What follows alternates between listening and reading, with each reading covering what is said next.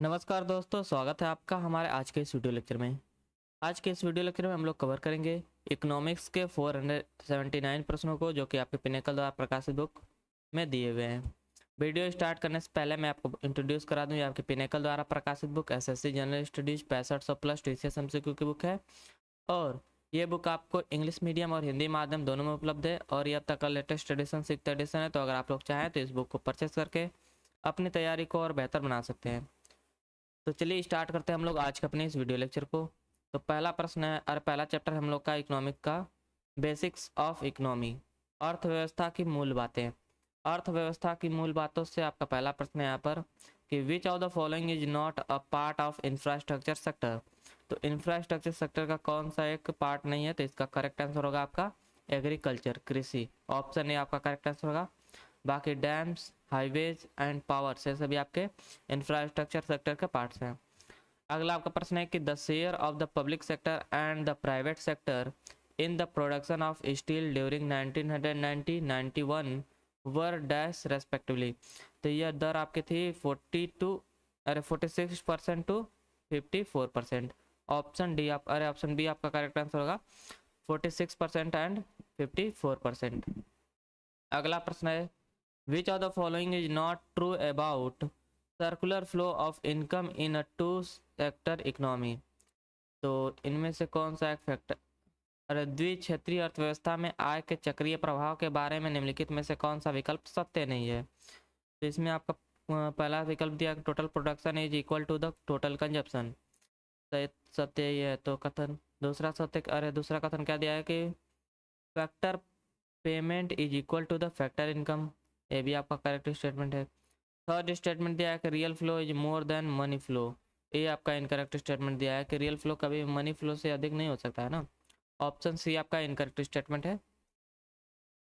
अगला आपका प्रश्न है यहाँ से कि during the year 1991-92 the industrial production recorded a dash growth of dash. तो during the year 1991-92 the industrial production recorded a positive growth of 0.6%। Option D आपका करेक्ट आंसर होगा, पॉजिटिव ग्रोथ ऑफ 0.6%।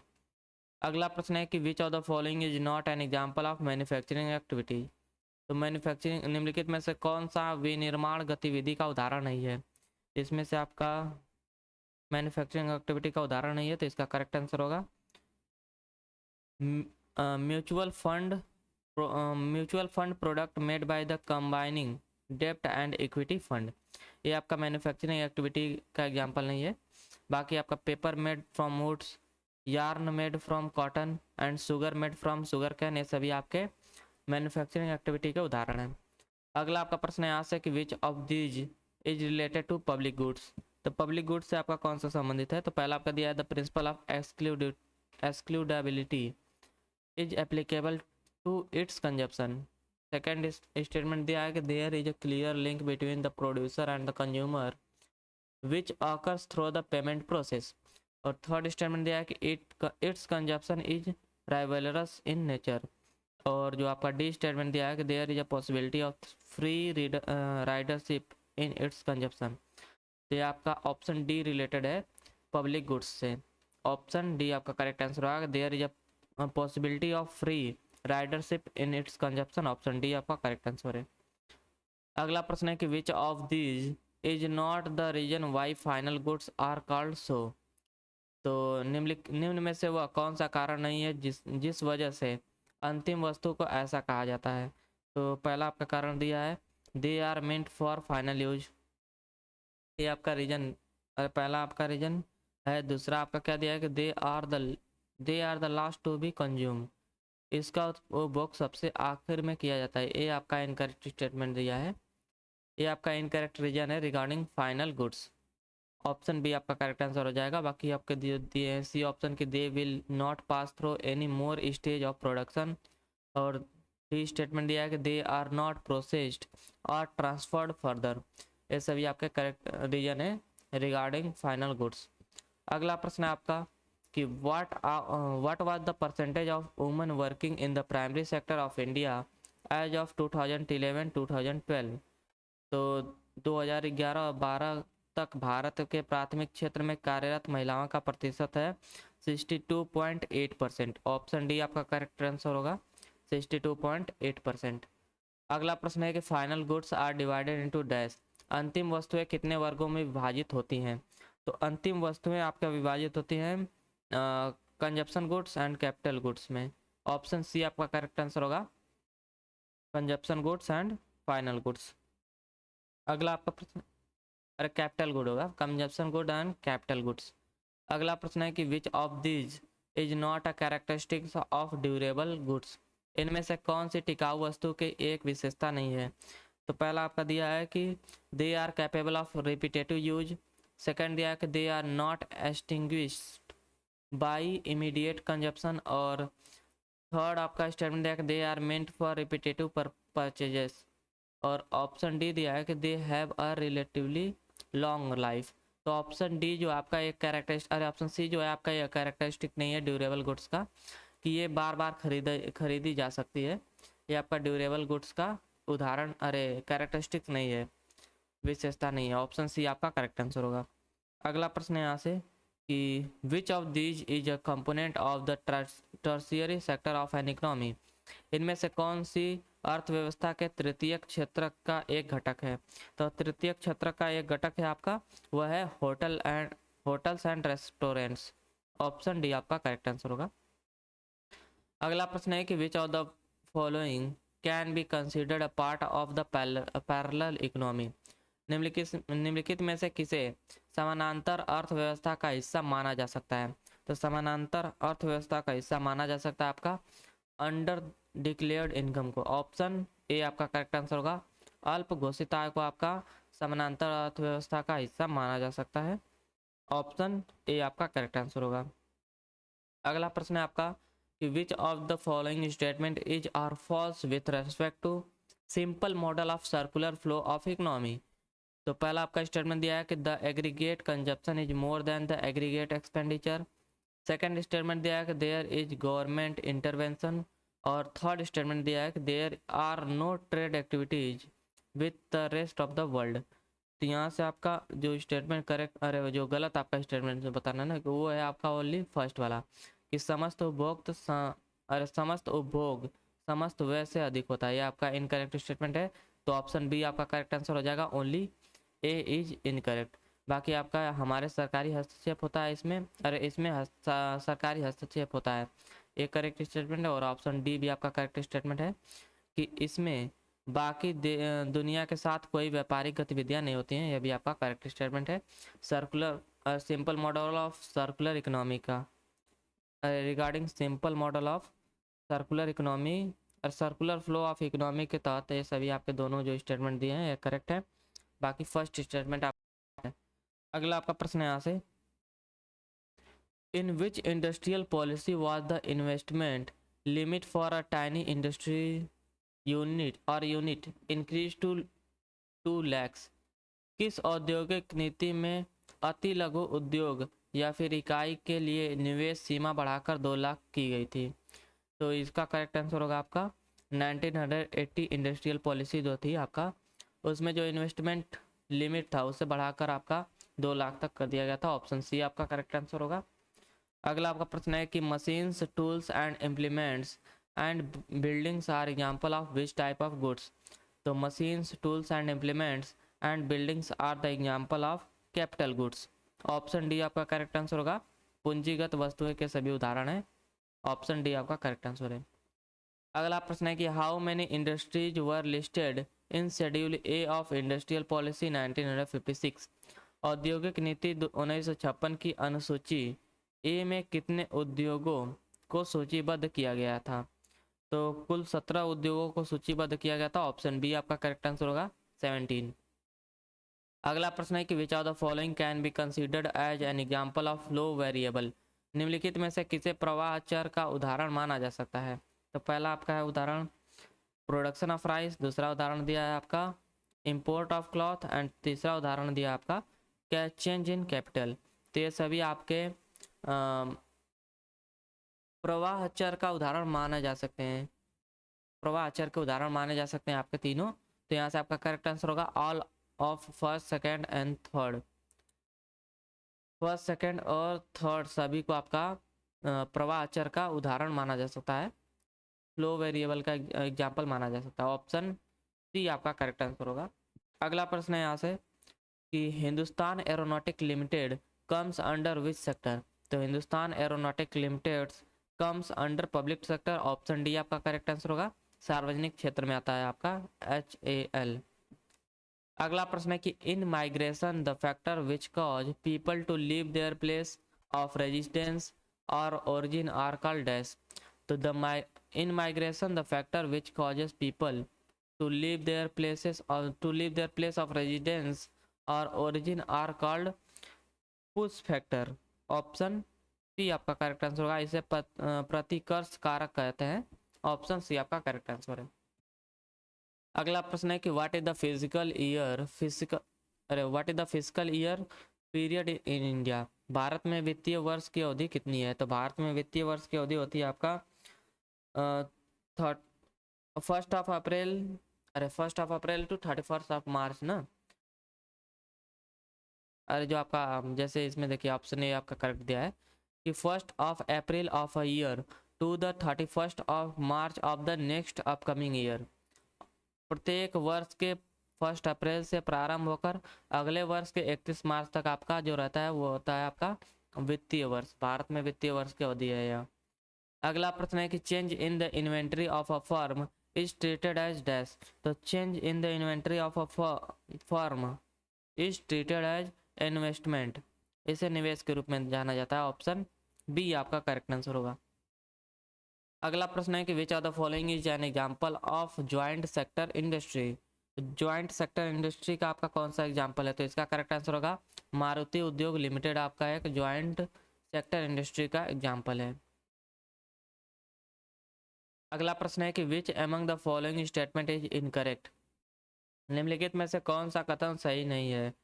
पहला आपका कथन यहाँ पर दिया है कि industrial securities market is also known as the gilt edged market. औद्योगिक प्रतिभूति बाजार को श्रेष्ठ प्रतिभूति बाजार के नाम से भी जाना जाता है। और सेकंड स्टेटमेंट क्या दिया गया, the secondary market is the market for the sale and purchase of previously issued securities. और थर्ड और सी स्टेटमेंट दिया है कि RBI plays a dominant role in the gilt edged market through its open market operation. और D statement दिया है कि the primary market is also known as the new issue market. तो यहाँ से आपका जो इनकरेक्ट स्टेटमेंट पूछा ना है तो ये आपका ऑप्शन ए है जो कि है इनकरेक्ट। औद्योगिक प्रतिभूति बाजार के श्रेष्ठ प्रतिभूति बाजार के नाम से जाना जाता है, ये आपका इनकरेक्ट स्टेटमेंट दिया है। बाकी के सभी स्टेटमेंट आपके करेक्ट है। अगला प्रश्न है कि which of the following statement is correct regarding the socialist society in the economy. तो यहाँ पर आपका पहला स्टेटमेंट दिया है कि the government decides what goods are to be produced. And second statement दिया है कि distribution of goods under socialism is suppose to be based on what peoples need. तो यहाँ से आपका करेक्ट स्टेटमेंट है कि ये दोनों आपका करेक्ट स्टेटमेंट है और आपका करेक्ट ऑप्शन हो जाएगा option C. Both first and second statement है करेक्ट। कि सरकार ही यह निर्णय लेती है कि किन वस्तुओं का उत्पादन किया जाएगा। आपका यह पूछा है कि अर्थव्यवस्था में समाजवादी संदर्भ के संदर्भ में निम्नलिखित में से कौन सा कथन सत्य है। इसमें जो सत्य कथन है कि सरकार ही यह निर्णय लेती है कि किन वस्तुओं का उत्पादन किया जाएगा। और दूसरा है कि समाजवाद में वस्तुओं का वितरण लोगों की आवश्यकताओं के आधार पर किया जाना चाहिए। ऑप्शन सी आपका करेक्ट आंसर होगा। First and second both statement are correct. अगला प्रश्न है कि macro economy deals with which of the following studies. समिष्ट अर्थव्यवस्था निम्नलिखित में से किस अध्ययन से संबंधित है। तो ये आपका संबंधित है regions behind the unemployment of resources, संसाधनों का पूर्ण रूप से उपयोग ना होने के कारण। और दूसरा है कि डिटर्मिनेशन ऑफ टोटल आउटपुट, कुल निर्गत के निर्धारण। ये दोनों आपके विषय हैं जो कि आपका मैक्रो इकोनॉमी में अध्ययन किए जाते हैं। तो यहाँ से आपका करेक्ट ऑप्शन होगा option D. Both first and second statement are correct. अगला प्रश्न है कि a free market economy is a crucial aspect of dash. तो free market economy is a crucial aspect of capitalism. Option B आपका correct answer होगा। या मुक्त मुक्त बाजार अर्थव्यवस्था पूंजीवाद का एक महत्वपूर्ण पहलू है। अगला प्रश्न है कि which of the given sector is largely driven by consideration of social welfare. दिए गए क्षेत्रों में से कौन सा मुख्य रूप से सामाजिक कल्याण के विचारों से प्रेरित है। तो सामाजिक कल्याण के विचारों से प्रेरित आपका सेक्टर है, तो यह सेक्टर है आपका पब्लिक सेक्टर। ऑप्शन सी आपका करेक्ट आंसर होगा, सार्वजनिक सेक्टर या फिर पब्लिक सेक्टर। अगला प्रश्न है आपका कि name the two states in which land reform was successful. तो उन दो राज्यों का नाम बताइए जिनमें भूमि सुधार सफल रहा था। तो भूमि सुधार आपका सफल रहा था वेस्ट बंगाल एंड केरल में। ऑप्शन बी आपका करेक्ट आंसर होगा, पश्चिम बंगाल एंड केरल। अगला प्रश्न है कि एड और auxiliary to trade includes which of the following. व्यापार के लिए सहायक या अनुषंगी में निम्नलिखित में से क्या शामिल है। तो इसमें आपका शामिल होता है वेयर हाउस, भंडारण। ऑप्शन डी आपका करेक्ट आंसर होगा। अगला प्रश्न है कि in the industrial policy resolution of 1948 which of the following was not the monopoly of the central government. 1948 में औद्योगिक नीति संकल्प में निम्नलिखित में से किस पर केंद्र का एकाधिकार नहीं था। तो केंद्र का एकाधिकार नहीं था आपका आयरन एंड स्टील इंडस्ट्रीज पर। ऑप्शन ए आपका करेक्ट आंसर होगा। अगला प्रश्न है आपका यहाँ से कि what is the immigration of a significant proportion of a country highly skilled highly educated professional population to other countries offering better economics and social opportunities called dash। तो बेहतर आर्थिक और सामाजिक अवसरों की पेशकश करने वाले अन्य देशों में देश की अत्यधिक कुशल उच्च शिक्षित पेशेवर आबादी के एक महत्वपूर्ण अनुपात के उत्प्रवास को क्या कहा जाता है। तो इसे कहा जाता है आपका ब्रेन ड्रेन, प्रतिभा पलायन। ऑप्शन बी आपका करेक्ट आंसर होगा। अगला प्रश्न है कि in the context of economy what does P stand for in EPF. तो ईपीएफ का फुल फॉर्म आपका क्या होता है, एम्प्लॉयमेंट प्रोविडेंट फंड। तो यहाँ पर आपका पी किस लिए स्टैंड करता है, तो प्रोविडेंट के लिए। ऑप्शन डी आपका करेक्ट आंसर होगा, प्रोविडेंट। अगला प्रश्न है आपका कि which of the following is not important for individual health. निम्नलिखित में से कौन व्यक्तिगत स्वास्थ्य के लिए महत्वपूर्ण नहीं है। तो व्यक्तिगत स्वास्थ्य के लिए आपका महत्वपूर्ण नहीं है, यह है आपका पब्लिक ट्रांसपोर्ट। ऑप्शन डी आपका करेक्ट आंसर होगा, सार्वजनिक परिवहन। अगला आपका प्रश्न है यहाँ से कि which of the following statement is related to public economy. Public economy से आपका कौन सा स्टेटमेंट संबंधित है। सकारात्मक, अरे निम्नलिखित में से कौन सा कथन सकारात्मक अर्थव्यवस्था से संबंधित है। तो सकारात्मक अर्थव्यवस्था से संबंधित कथन है यहाँ पर पहला दिया है आपका कि inflation is better than deflation. और दूसरा स्टेटमेंट दिया है कि inequalities is in the distribution of wealth and income should be reduced. हमें पॉजिटिव हमारे statement is related to positive economy, positive economy से संबंधित हमें स्टेटमेंट सेलेक्ट करना है ना। थर्ड स्टेटमेंट दिया कि more production of luxury goods is not good for a less developed country. और जो आपका डी स्टेटमेंट दिया है कि an increase in money supply implies a price rise in an economy. Option जो डी आपका स्टेटमेंट दिया है यह आपका एक पॉजिटिव ये आपका रिलेटेड है पॉजिटिव इकोनॉमी से। तो ऑप्शन डी आपका करेक्ट आंसर होगा कि धन की आपूर्ति में वृद्धि का अर्थव्यवस्था में मूल्य वृद्धि है। ऑप्शन डी आपका करेक्ट आंसर है। अगला प्रश्न है कि which branch of economics deals with the of natural resources stock and pollution which are a result of rapid economic development. तो इसके लिए आपका यह डील करता है आपका यह ब्रांच है इकोनॉमी का, इसे कहा जाता है इन्वायरमेंटल ब्रांच और environmental economy branch. Option A आपका करेक्ट आंसर होगा। Environmental economics is a branch of economy that deals with the depletion of natural resources, stocks and pollution and result in the rapid economic development। Option A आपका correct answer होगा। अगला प्रश्न है कि all monetary transfer or kinds sent by migrants to their place of origin are called as। तो all monetary transfer or kinds sent by migrants to their place of origin are called remittance। इसे कहा जाता है आपका remittance. Option C आपका correct answer होगा, remittance. अगला प्रश्न यहाँ से कि people like small farmer and seasonal worker who regularly move in and move out of poverty are categorized as dash. तो they are categorized as churning poor.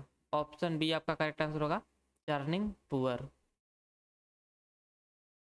अगला प्रश्न है कि an unexpected rise in sale of a product led to dash. तो an unexpected rise in sale of a product led to the unplanned employment, अरे unplanned day unplanned decumulation of the inventory. Stock का अनियोजित विसंचय आपका late करता है कि एक उत्पाद की बिक्री में एक अनापेक्षित वृद्धि स्टॉक का अनायोजित विसंचय कारण बनती है। ऑप्शन सी आपका करेक्ट आंसर होगा। अगला प्रश्न है कि an industrial economy is best defined as an economy whose 50% or more produce value comes from the dash sector. तो whose 50% or more produce value comes from the secondary sector. Option B आपका correct answer होगा, secondary sector. अगला प्रश्न है कि income and employment theory is the other name for which branch of economy. तो income and employment theory is the other name of macro economy. Option D आपका correct answer होगा, यह आपका मैक्रो इकोनॉमी का अदर नाम है, income and employment theory. अगला आपका प्रश्न यहाँ से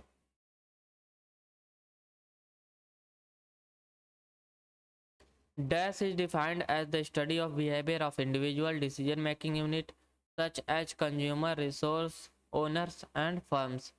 तो इसका करेक्ट आंसर होगा आपका micro economy. Micro economy is defined as the study of behaviour of individual decision making unit such as consumer, resource owners and firms. Option A आपका करेक्ट आंसर होगा। अगला आपका प्रश्न है कि John Maynard Keynes best known for his economic theory Keynesian theories held from which country. तो इस प्रश्न में आपसे पूछा है कि जॉन मेनार्ड किन्स जिन्हें सबसे अधिक उनके आर्थिक सिद्धांतों कीनेसियन सिद्धांत के लिए जाना जाता है, किस देश से थे। तो ये आपका थे इंग्लैंड देश से। ऑप्शन डी आपका करेक्ट आंसर होगा, इंग्लैंड। अगला आपका यहाँ से नया चैप्टर स्टार्ट होता हुआ है concept of demand and supply, मांग और आपूर्ति की अवधारणा। इस चैप्टर से आपका पहला प्रश्न है यहाँ पर, विच of these statement is true. निम्नलिखित में से कौन सा कथन सत्य है। पहला कथन आपका दिया है कि under competitive assets market condition the price of a bond must always be equal to its present value in the equilibrium. और दूसरा, पहला तो आपका सही लग रहा है, दूसरा आपका स्टेटमेंट क्या दिया है कि under competitive assets market condition the price of a bond must be less than its present value to benefit the seller. ये आपका इनका स्टेटमेंट। थर्ड स्टेटमेंट दिया है कि under competitive asset market condition the price of a bond must exceed its present value to benefit the buyer. ये भी आपका incorrect statement है। और फोर्थ स्टेटमेंट क्या दिया है कि under competitive asset market condition the present value must exceed the price of a bond to benefit the seller. ये भी आपका इनकरेक्ट स्टेटमेंट है। ऑप्शन ए आपका करेक्ट स्टेटमेंट है कि under competitive asset market condition the price of the bond must always be equal to its present value in equilibrium. Option A आपका correct answer है। अगला प्रश्न है कि if the interest rate goes up the demand for money will dash.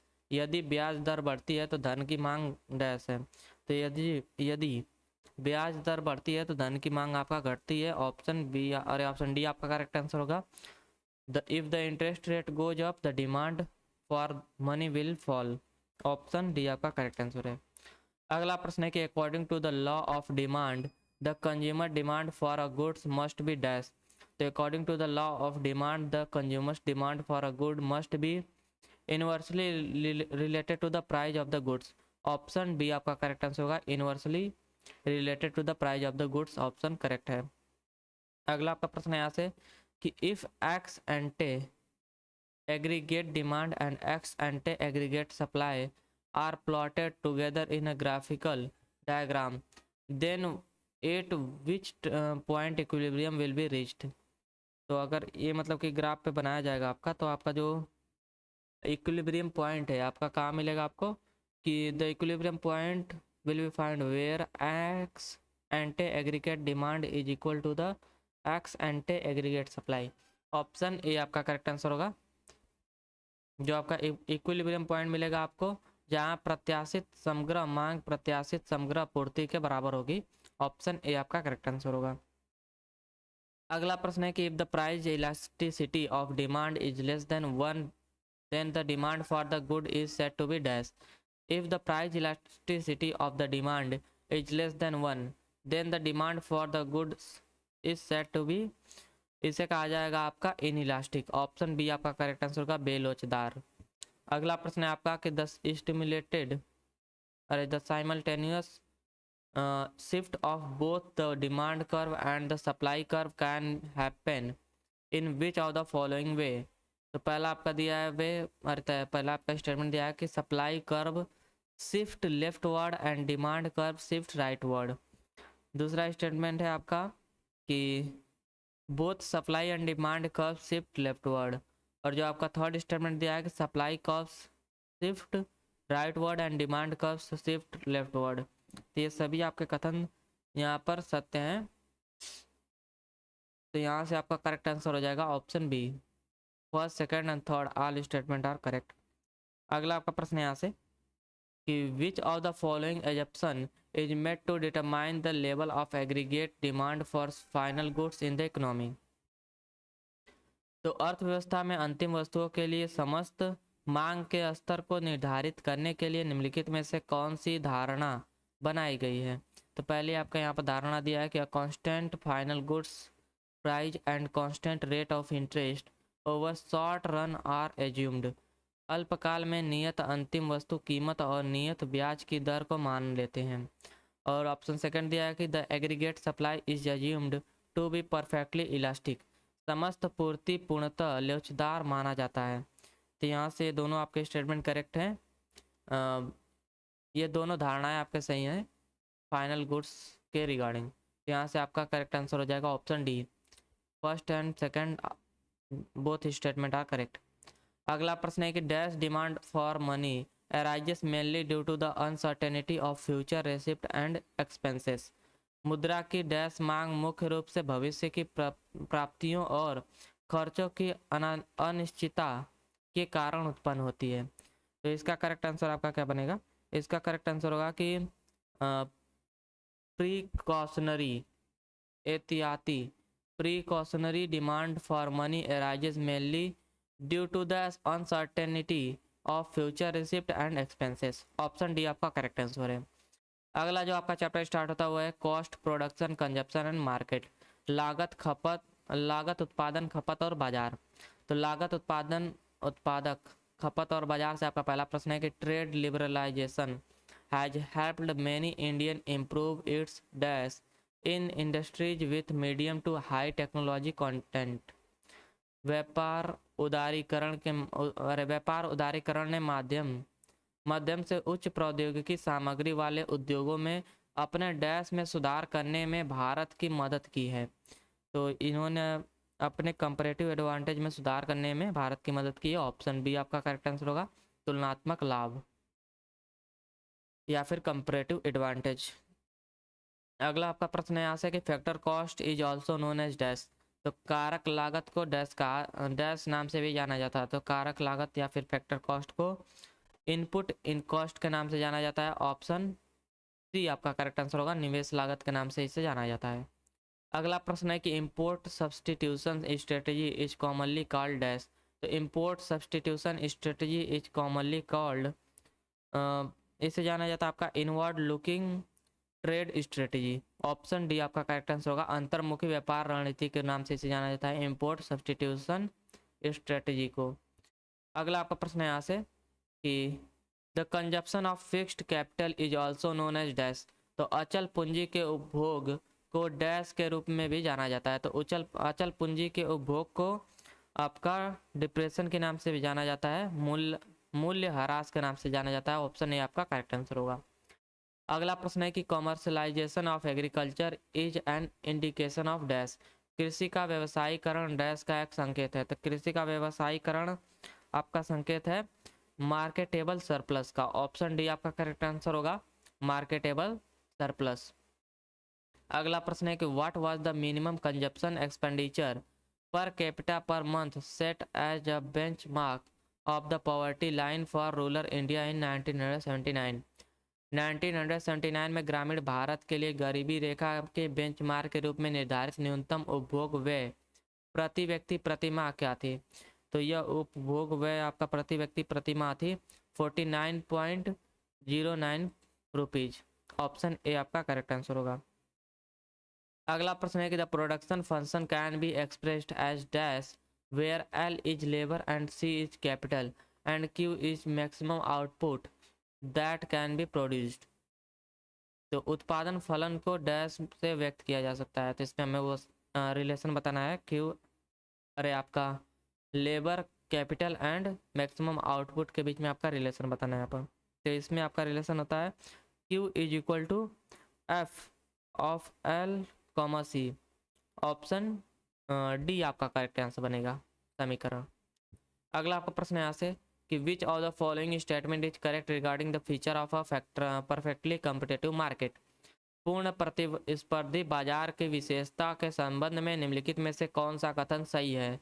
तो पहला कथन दिया है कि the market consist of a large number of buyer and seller. Second statement दिया है कि इंफॉर्मेशन इज परफेक्ट। तो यहाँ से आपका दोनों स्टेटमेंट है, दोनों स्टेटमेंट आपका करेक्ट स्टेटमेंट है regarding the perfectly competitive market. तो यहाँ से आपका करेक्ट ऑप्शन बनेगा option C, both first and second statement are correct. अगला आपका प्रश्न है कि which of the following statement is correct regarding the marginal utility of a commodity. तो पहला आपका स्टेटमेंट दिया है कि it is the change in total utility due to the consumption of one additional unit of a commodity. Second statement दिया है कि diminishes it diminishes with increase in consumption of the commodity. यहाँ पर आपका कौन सा स्टेटमेंट करेक्ट है? तो यहाँ से करेक्ट आंसर होगा ऑप्शन ए। दोनों स्टेटमेंट आपका करेक्ट है, दोनों स्टेटमेंट आपका करेक्ट है regarding marginal utility of a commodity. तो यहाँ से ऑप्शन ए आपका करेक्ट आंसर हो जाएगा, both first and second statement are correct. अगला प्रश्न है consider the given consumption function of country X and answer the following question. C is equal to 100 plus 0.8 Y. What is the value of autonomous consumption A and marginal propensity to consume MPC in the given equation. तो यहाँ से हमें बताना है आपका ए की value बताना है और MPC की वैल्यू बताना है ना। तो ए की वैल्यू आपका हो जाएगा 100 और आपका MPC की वैल्यू हो जाएगा 0.8। ऑप्शन डी आपका करेक्ट होगा, क्योंकि जो आपका जो फॉर्मूला होता है सी इज इक्वल टू यहाँ पर होगा ए प्लस MPC इंटू वाई। यहाँ से आपका हो जाएगा ऑप्शन डी करेक्ट। अगला आपका प्रश्न यहाँ से होगा कि which of the following statement is correct regarding the production possibility frontier. तो सीमांत उत्पादन संभावना के संदर्भ में निम्नलिखित में से कौन सा कथन सही है? तो पहला कथन दिया है कि it gives the combination between two goods that can be produced when the resources of the economy are fully utilised. Second statement दिया है कि it illustrates the production possibility of the economy. तो यहाँ से आपका करेक्ट स्टेटमेंट क्या बनेगा कि दोनों स्टेटमेंट आपका करेक्ट है रिगार्डिंग प्रोडक्शन पॉसिबिलिटी फ्रंटियर। तो यहाँ से आपका करेक्ट आंसर होगा ऑप्शन सी। अगला प्रश्न है कि in India which of the following is not an objective of the national manufacturing policy. तो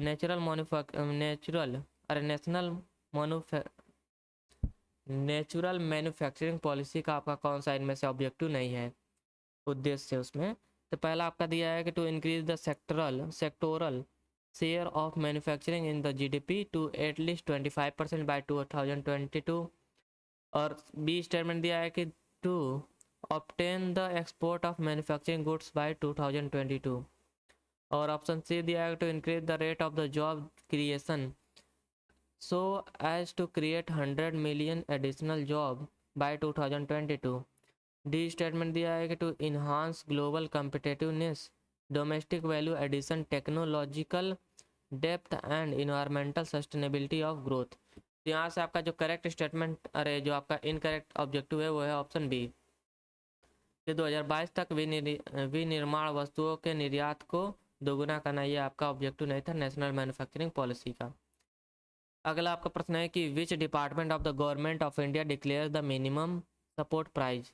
तो मिनिमम सपोर्ट प्राइज आपका डिक्लेयर किया जाता है department of agricultural and corporation द्वारा। ऑप्शन कॉरपोरेशन द्वारा, कोऑपरेशन द्वारा। ऑप्शन बी आपका करेक्ट आंसर होगा, department of agriculture and cooperation. Option B आपका करेक्ट आंसर है। अगला प्रश्न है कि what is the full form of WPI। तो WPI का फुल फॉर्म होता है आपका होलसेल प्राइस इंडेक्स।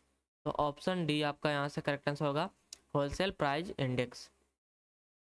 अगला प्रश्न है कि the transformation curve is also known as dash. तो रूपांतरण वक्र का दूसरा नाम क्या है। तो रूपांतरण वक्र का दूसरा नाम आपका है production possibility curve. Option A आपका करेक्ट आंसर होगा, उत्पादन संभावना वक्र या फिर प्रोडक्शन पॉसिबिलिटी कर्व इसे कहा जाता है। अगला प्रश्न है कि dash refers to the money that has already been spent and which can not be recovered. वह धन जो पहले ही खर्च किया जा चुका है और जिसकी भरपाई नहीं की जा सकती, उसे क्या कहेंगे। तो उसे कहेंगे संक कॉस्ट, विफल लागत। ऑप्शन डी आपका करेक्ट आंसर है, विफल लागत या फिर संक कॉस्ट। अगला प्रश्न है कि higher dash index reflect inequality in income distribution.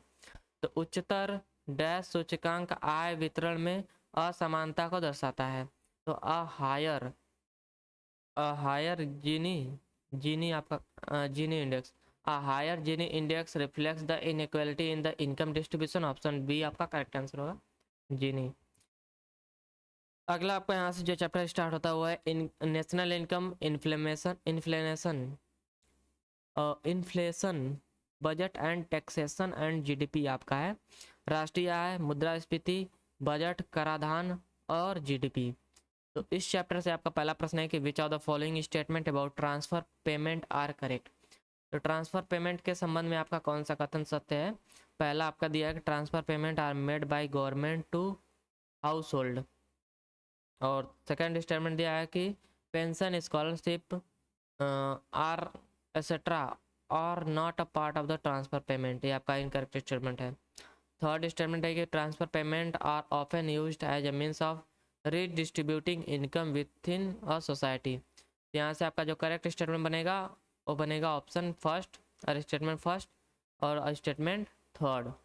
और जो आपका स्टेटमेंट सेकंड है वो इनकरेक्ट है, तो यहाँ से आपका करेक्ट आंसर बनेगा option D, first and second statement only true. अगला प्रश्न है कि which of the following statement about GDP and welfare are correct. GDP और कल्याण के बारे में निम्नलिखित में से कौन सा कथन सही है। तो पहला कथन दिया है कि GDP of a country is an indicator of the welfare of people. किसी देश की GDP लोगों के कल्याण का सूचक है। और दूसरा आपका स्टेटमेंट दिया है कि if GDP is rising welfare may not rises equally. और जो आपका थर्ड स्टेटमेंट दिया है कि GDP and welfare both are not related to each other. तो यहाँ से आपका जो करेक्ट स्टेटमेंट बनता है वो है ऑप्शन स्टेटमेंट फर्स्ट और स्टेटमेंट सेकंड ओनली। और यहाँ से आपका करेक्ट आंसर हो जाएगा option D, only first and second statement are true. अगला प्रश्न आपका कि which of the following option represents the total income earned by individual from all the sources before deduction of personal income tax.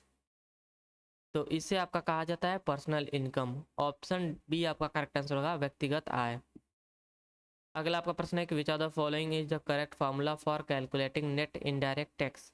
तो net indirect tax को calculate करने के लिए आपका करेक्ट फार्मूला है कि net indirect tax is equal to indirect tax minus subsidy. Option B आपका correct answer होगा, अप्रत्यक्ष कर माइनस सब्सिडी आपका होगा करेक्ट स्टेटमेंट, अरे करेक्ट फॉर्मूला है आपका यह। अगला प्रश्न है कि which of the following is a false statement in the context of the governmental budget. Government budget, सरकारी बजट के संदर्भ में निम्नलिखित में से कौन सा कथन असत्य है। तो पहला कथन यहाँ पर दिया है आपका कि there is no future obligation to return the amount in case of revenue receipt. और थर्ड स्टेटमेंट आपका दिया है कि सेकंड स्टेटमेंट दिया है कि profit earned through Indian railway is a part of non tax revenue. और थर्ड स्टेटमेंट दिया है कि fees and fines collected is an example of the capital receipt. और जो आपका डी स्टेटमेंट दिया है कि recovery of a loan is a capital receipt. यहाँ से जो आपका इनकरेक्ट स्टेटमेंट है या फिर फॉल्स स्टेटमेंट आप कह सकते हैं वह है ऑप्शन सी, स्टेटमेंट सी कि fees and fines collected is an example of capital receipt. ये आपका फॉल्स स्टेटमेंट है in the context of governmental budget, in the context of government budget. अगला प्रश्न है कि which of the following is considered as a good indicator of economic growth. तो economic growth का आपका गुड इंडिकेटर है steady increase in GDP. Option C आपका correct answer होगा, स्टेडी इंक्रीज इन सकल घरेलू उत्पाद में स्थिर वृद्धि आपका एक अच्छा संकेतक है आर्थिक विकास का। अगला प्रश्न है कि government budget show a primary deficit of 6900 crore and revenue expenditure on interest payment is 400 crore. Find physical deficit is equal to dash. तो फिजिकल डिफिसिट यहाँ पर फाइंड करना है। तो फिजिकल डिफिसिट आपका होगा कि इन दोनों व्यय को हम लोग को जोड़ देंगे तो आपका टोटल व्यय निकल जाएगा। तो यहाँ से आपका हो जाएगा 7300 करोड़ आपका करेक्ट ऑप्शन बनेगा। राजकोषीय घाटा आपका बनेगा 7300 करोड़। अगला आपका प्रश्न है यहाँ से कि देखिए इसके लिए एक फॉर्मूला होता है ना, physical deficit is equal to primary deficit plus investment और इंटरेस्ट पेमेंट होता है। तो यहाँ पर आप इन दोनों को सम करेंगे तो आपका आ जाएगा फिजिकल डिफिसिट। अगला आपका प्रश्न है यहाँ से कि in which type of tax is the marginal tax rate higher than the average tax rate. तो इसका करेक्ट ऑप्शन क्या बनेगा आपका प्रोग्रेसिव टैक्स का आपका होगा। Progressive tax is a type of tax in which the marginal tax rate higher than the average tax rate. तो यहाँ से आपका करेक्ट ऑप्शन बनता है ऑप्शन डी, प्रगामी या फिर प्रोग्रेसिव टैक्स। अगला प्रश्न है कि recoveries of loan and advance borrowing are an example of dash. तो recoveries of loan and advances borrowing are an example of capital receipt. Option B आपका करेक्ट आंसर होगा capital receipt. अगला प्रश्न यहाँ से कि expenditure of the government on health facilities education and fixed asset acquisition is termed as dash. तो acquisition स्वास्थ्य सुविधाओं, शिक्षा और अचल परिसंपत्ति के अधिग्रहण पर सरकार के व्यय को डैश कहा जाता है। सरकार के व्यय को कहा जाता है आपका कैपिटल एक्सपेंडिचर। ऑप्शन सी आपका करेक्ट आंसर बनेगा आपका पूंजीगत व्यय इसे कहा जाता है। अगला प्रश्न है कि which of the following is not included in inventory investment when calculating national income. तो राष्ट्रीय आय की गणना करते समय निम्नलिखित में से किसे इन्वेंट्री निवेश में शामिल नहीं किया जाता है। तो इन्वेंट्री निवेश में आपका शामिल नहीं किया जा सकता, नहीं किया जाता है change in sale during the year को, वर्ष के दौरान बिक्री में परिवर्तन को आपका शामिल नहीं किया जाता है राष्ट्रीय आय की गणना करते समय। अगला प्रश्न है कि which of the following is a source of tax revenue. निम्नलिखित में से कौन सा कर राजस्व का स्रोत है। तो कर राजस्व का स्रोत है आपका कस्टम, सीमा शुल्क। ऑप्शन बी आपका करेक्ट आंसर होगा। अगला प्रश्न है कि calculate the GDP at factor cost given in the following data. तो जीडीपी एट एमपी दिया है आपका मार्केट प्राइस 600 करोड़ और consumption of fixed capital equal to 100 crore और जो आपका इनडायरेक्ट टैक्स है वो है 200 करोड़ और जो आपका सब्सिडीज है ये है आपका 50 करोड़।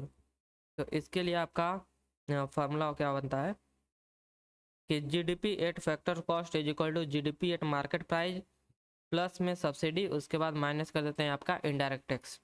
अगर इस मामले पर अगर आप लोग इसे सॉल्व करेंगे तो आपका होगा 600 प्लस 50 माइनस 200। तो यहाँ से आपका टोटल सम आएगा आपका 450 करोड़। ये आपका जीडीपी 8 फैक्टर कॉस्ट निकल के आ जाएगा। ऑप्शन बी आपका करेक्ट आंसर होगा। अगला प्रश्न है कि assessment of the country GDP growth, external balance and physical balance are represented in which part of the budgetary document. देश की जीडीपी वृद्धि बाय शेष एक्सटर्नल बैलेंस और फिजिकल बैलेंस का आकलन बजट दस्तावेज के किस भाग में प्रस्तुत किया जाता है? तो ये आपका प्रस्तुत किया जाता है मैक्रो इकोनॉमिक फ्रेमवर्क स्टेटमेंट में। ऑप्शन ए आपका करेक्ट आंसर होगा यहाँ से। अगला प्रश्न है कि which of the following is use to measure the total output of goods and services in an economy including depreciation during a specific period within a country. तो देश के भीतर किसी अर्थव्यवस्था में वस्तुओं और सेवाओं के कुल उत्पादन साथ ही किसी विशिष्ट अवधि के दौरान मूल्य ह्रास को मापने के लिए निम्नलिखित में से किसका उपयोग किया जाता है? तो निम्नलिखित में से आपका उपयोग किया जाता है ग्रॉस डोमेस्टिक प्रोडक्ट का। ऑप्शन डी आपका करेक्ट आंसर होगा, सकल घरेलू उत्पाद का आपका करेक्ट आंसर हो जाएगा, सकल घरेलू उत्पाद। अगला प्रश्न है कि which of the following is an example of capital receipt in the government budget. तो निम्नलिखित में से कौन सा सरकारी बजट में पूंजीगत प्राप्ति का एक उदाहरण है? तो पूंजीगत प्राप्ति का एक उदाहरण है आपका कि sale of government bond. Option A आपका करेक्ट आंसर है, आपका एक उदाहरण है गवर्नमेंट बजट का। Capital receipt in the government budget का आपका एग्जाम्पल है sale of the government bonds. अगला प्रश्न है कि what is a budget deficit. तो बजट डिफिसिट का अर्थ आपका क्या होता है? तो इसका अर्थ होता है the excess of government expenditure over revenue. Option D आपका करेक्ट आंसर होगा, राजस्व पर सरकारी व्यय की अधिकता आपका बजट डिफिसिट कहलाता है। अगला प्रश्न है कि which of the following is an example of a non डेप्ट capital receipt in the government budget. निम्नलिखित में से कौन सा सरकारी बजट में गैर ऋण पूंजी प्राप्ति का उदाहरण है? तो गैर ऋण प्राप्ति पूंजी प्राप्ति का उदाहरण है आपका tax revenue collected from the citizen. नागरिकों से वसूला गया राजस्व कर आपका यह उदाहरण है गवर्नमेंट बजट का। Non deficit capital receipt in the government budget का यह एग्जाम्पल है tax revenue collected from the citizen. अगला आपका प्रश्न है यहाँ से ये होगा भाई कि इसका क्योंकि नॉन डेप्ट capital receipt of the government budget का एग्जाम्पल पूछा है ना, तो यहाँ से ऑप्शन ए आपका करेक्ट होगा कि sale of the government owned land आपका एक non deficit capital receipt of the government budget का उदाहरण है। ऑप्शन ए आपका करेक्ट आंसर होगा। अगला आपका यहाँ से प्रश्न क्या है कि what is the personal income. तो पर्सनल इनकम क्या है? तो पर्सनल इनकम आपका the total income earned by individual and house hold before taxes and other deduction. करों और अन्य कटौती से पहले व्यक्तियों और परिवारों द्वारा अर्जित कुल आय आपका कहलाता है पर्सनल इनकम। ऑप्शन डी आपका करेक्ट आंसर है। अगला प्रश्न है कि which of the following method is use to calculate national income by summing up the total spending on final goods and service in an economy. तो इस method को आपका कहा जाता है एक्सपेंडिचर मेथड। ऑप्शन बी आपका अरे ऑप्शन सी आपका करेक्ट आंसर होगा, व्यय विधि या फिर expenditure method is the method use to calculate national income by summing up the total spending on final goods and services in an economy. अगला प्रश्न है आपका which of the following represent disposable income. तो निम्नलिखित में से कौन सा डिस्पोजेबल इनकम को दर्शाता है? तो पहला आपका यहाँ पर दिया है कि the income earned by individual and house hold after taxes and other deduction. तो ये आपका डिस्पोजेबल इनकम को दर्शाता है। ऑप्शन ए ये आपका करेक्ट आंसर हो जाएगा, करों और अन्य कटौतियों के बाद व्यक्तियों और परिवारों द्वारा अर्जित आय को ही आपका डिस्पोजेबल इनकम कहा जाता है। अगला आपका प्रश्न है कि what do you mean by balance budget. तो बैलेंस बजट का अर्थ क्या होगा? तो बैलेंस बजट का अर्थ होता है एक्सपेंडिचर इज लेस देन अरे एक्सपेंडिचर आपका इक्वल रहेगा रेवेन्यू के। ऑप्शन बी आपका करेक्ट आंसर होगा, इसे आपका बैलेंस बजट कहा जाता है कि when expenditure is equal to the revenue. अगला प्रश्न है कि why is intermediate goods not included in the calculation of national income. तो नेशनल इनकम के कैलकुलेशन राष्ट्रीय आय की गणना में मध्यवर्ती वस्तुओं को शामिल क्यों नहीं किया जाता है? तो मध्यवर्ती वस्तुओं को शामिल इसलिए नहीं किया जाता है बिकॉज मध्यवर्ती वस्तुओं को शामिल करने से दोहरी गणना होगी। Because of including the intermediate goods would result in double counting. Option A आपका करेक्ट स्टेटमेंट है। अगला आपका प्रश्न है कि which of the following is true about disposable income is related to the personal income. तो डिस्पोजेबल इनकम और personal income के संदर्भ में आपका कौन सा कथन सत्य है। तो पहला दिया है कि disposable income is equal to the personal income. Second दिया है कि disposable income is always less than the personal income. ये आपका करेक्ट स्टेटमेंट है ऑप्शन बी। क्योंकि पहले में आपका जो पर्सनल इनकम रहता है उसमें कोई टैक्स या कुछ कोई किसी प्रकार का टैक्स आपका कटा नहीं होता है। डिस्पोजेबल इनकम में आपका सभी प्रकार के कर काट के मतलब कि आपको इनकम जो दी जाती है उसे डिस्पोजेबल इनकम कहा जाता है। तो ये आपका हमेशा कम होता है पर्सनल इनकम से। अगला प्रश्न है कि which of the following statement is true. निम्नलिखित में से कौन सा कथन सत्य है। पहला कथन दिया है कि higher inflation means lower real GDP ceteris paribus. और जो आपका दिया है कि उच्च मुद्रास्फीति का अर्थ है कम वास्तविक सकल घरेलू उत्पाद यदि अन्य कारक समान रहे। और सेकंड स्टेटमेंट दिया है कि price index is 200 if nominal GDP and real GDP are same. तो यदि नाम मात्र मौद्रिक सकल घरेलू उत्पाद जीडीपी और वास्तविक सकल घरेलू उत्पाद समान है तो कीमत सूचकांक 200 होगा। तो यहाँ से आपका करेक्ट स्टेटमेंट कौन सा बनता है। बस ऑप्शन यही आपका करेक्ट है कि उच्च मुद्रास्फीति का अर्थ है कम वास्तविक सकल घरेलू उत्पाद यदि अन्य कारक समान है। तो यहाँ से ऑप्शन सी आपका करेक्ट बनेगा। Only A statement is true. अगला प्रश्न है आपका usually the reduction in taxes will have dash multiplier effect compared to an increase in the government spending on the aggregate demand. So usually the reduction in the taxes will have a smaller multiplier effect compared to an increase in government spending on aggregate demand. Option B आपका correct answer होगा। अगला आपका प्रश्न है कि calculate NNP at market price from the given data. Particular यहाँ पर दिया है और वैल्यू दिए जाए उसके।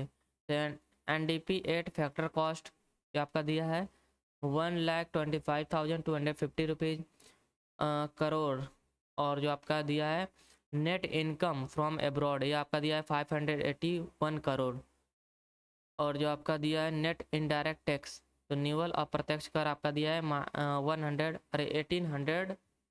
18,120 करोड़ यहाँ पे है। इसमें हमें एनएनपी कंट्रोल कैलकुलेट करना है एट मार्केट प्राइस। तो इसके लिए आपका जो फॉर्मूला होता है NNP at market price is equal to NDP at factor cost minus an net income from abroad plus the net indirect tax. तो इन सब में से आपका मतलब कि यहाँ पर आपका क्या दिया है 1,25,250 को आपका माइनस किया 250 में से माइनस किया जाएगा आपका 581। फिर उसके बाद प्लस किया जाएगा आपका 18,120। उसके बाद अगर आप कैलकुलेट करेंगे तो आपका आ जाएगा टोटल जो एनएनपी आएगा एट मार्केट प्राइस ये आएगा 1,42,789। ऑप्शन बी आपका करेक्ट आंसर होगा। अगला प्रश्न है कि which of the following is a correct expression. तो इनमें से आपका करेक्ट एक्सप्रेशन कौन सा है। तो इसका करेक्ट एक्सप्रेशन है कि net investment is equal to gross investment minus depreciation. Option C आपका करेक्ट आपका एक्सप्रेशन है। अगला प्रश्न है कि NDP at factor cost plus net factor income from abroad is equal to dash. तो इसका आपका फॉर्मूला क्या होता है। ये फॉर्मूला है आपका एक उसी से मतलब पूछा है। तो NDP at factor cost is equal to NDP at market price minus indirect taxes. इसमें ये फॉर्मूला नहीं लगेगा भाई। इसमें लगेगा आपका कि NDP at factor cost plus net factor income from abroad is equal to the NNP at factor cost होगा। ऑप्शन बी आपका करेक्ट आंसर होगा एनएनपी एट फैक्टर कॉस्ट। अगला आपका प्रश्न है कि according to David Ricardo during a high deficit situation taxation and borrowing are dash means of spending. तो David Ricardo के अनुसार उच्च घाटे की स्थिति के दौरान करारोपण और ऋण ग्रहण व्यय के लिए खर्च करने के डैश वित्त साधन है। तो खर्च करने के इक्विवेलेंट समतुल्य वित्त साधन है। ऑप्शन सी आपका करेक्ट आंसर होगा। अगला प्रश्न है कि which of the following is an objective of the government budget. तो निम्नलिखित में से क्या सरकारी बजट का एक उद्देश्य है। तो सरकारी बजट का एक उद्देश्य आपका पहला आपका है जीडीपी ग्रोथ, दूसरा आपका री एलोकेशन ऑफ रिसोर्सेस और तीसरा आपका बैलेंस रीजनल ग्रोथ।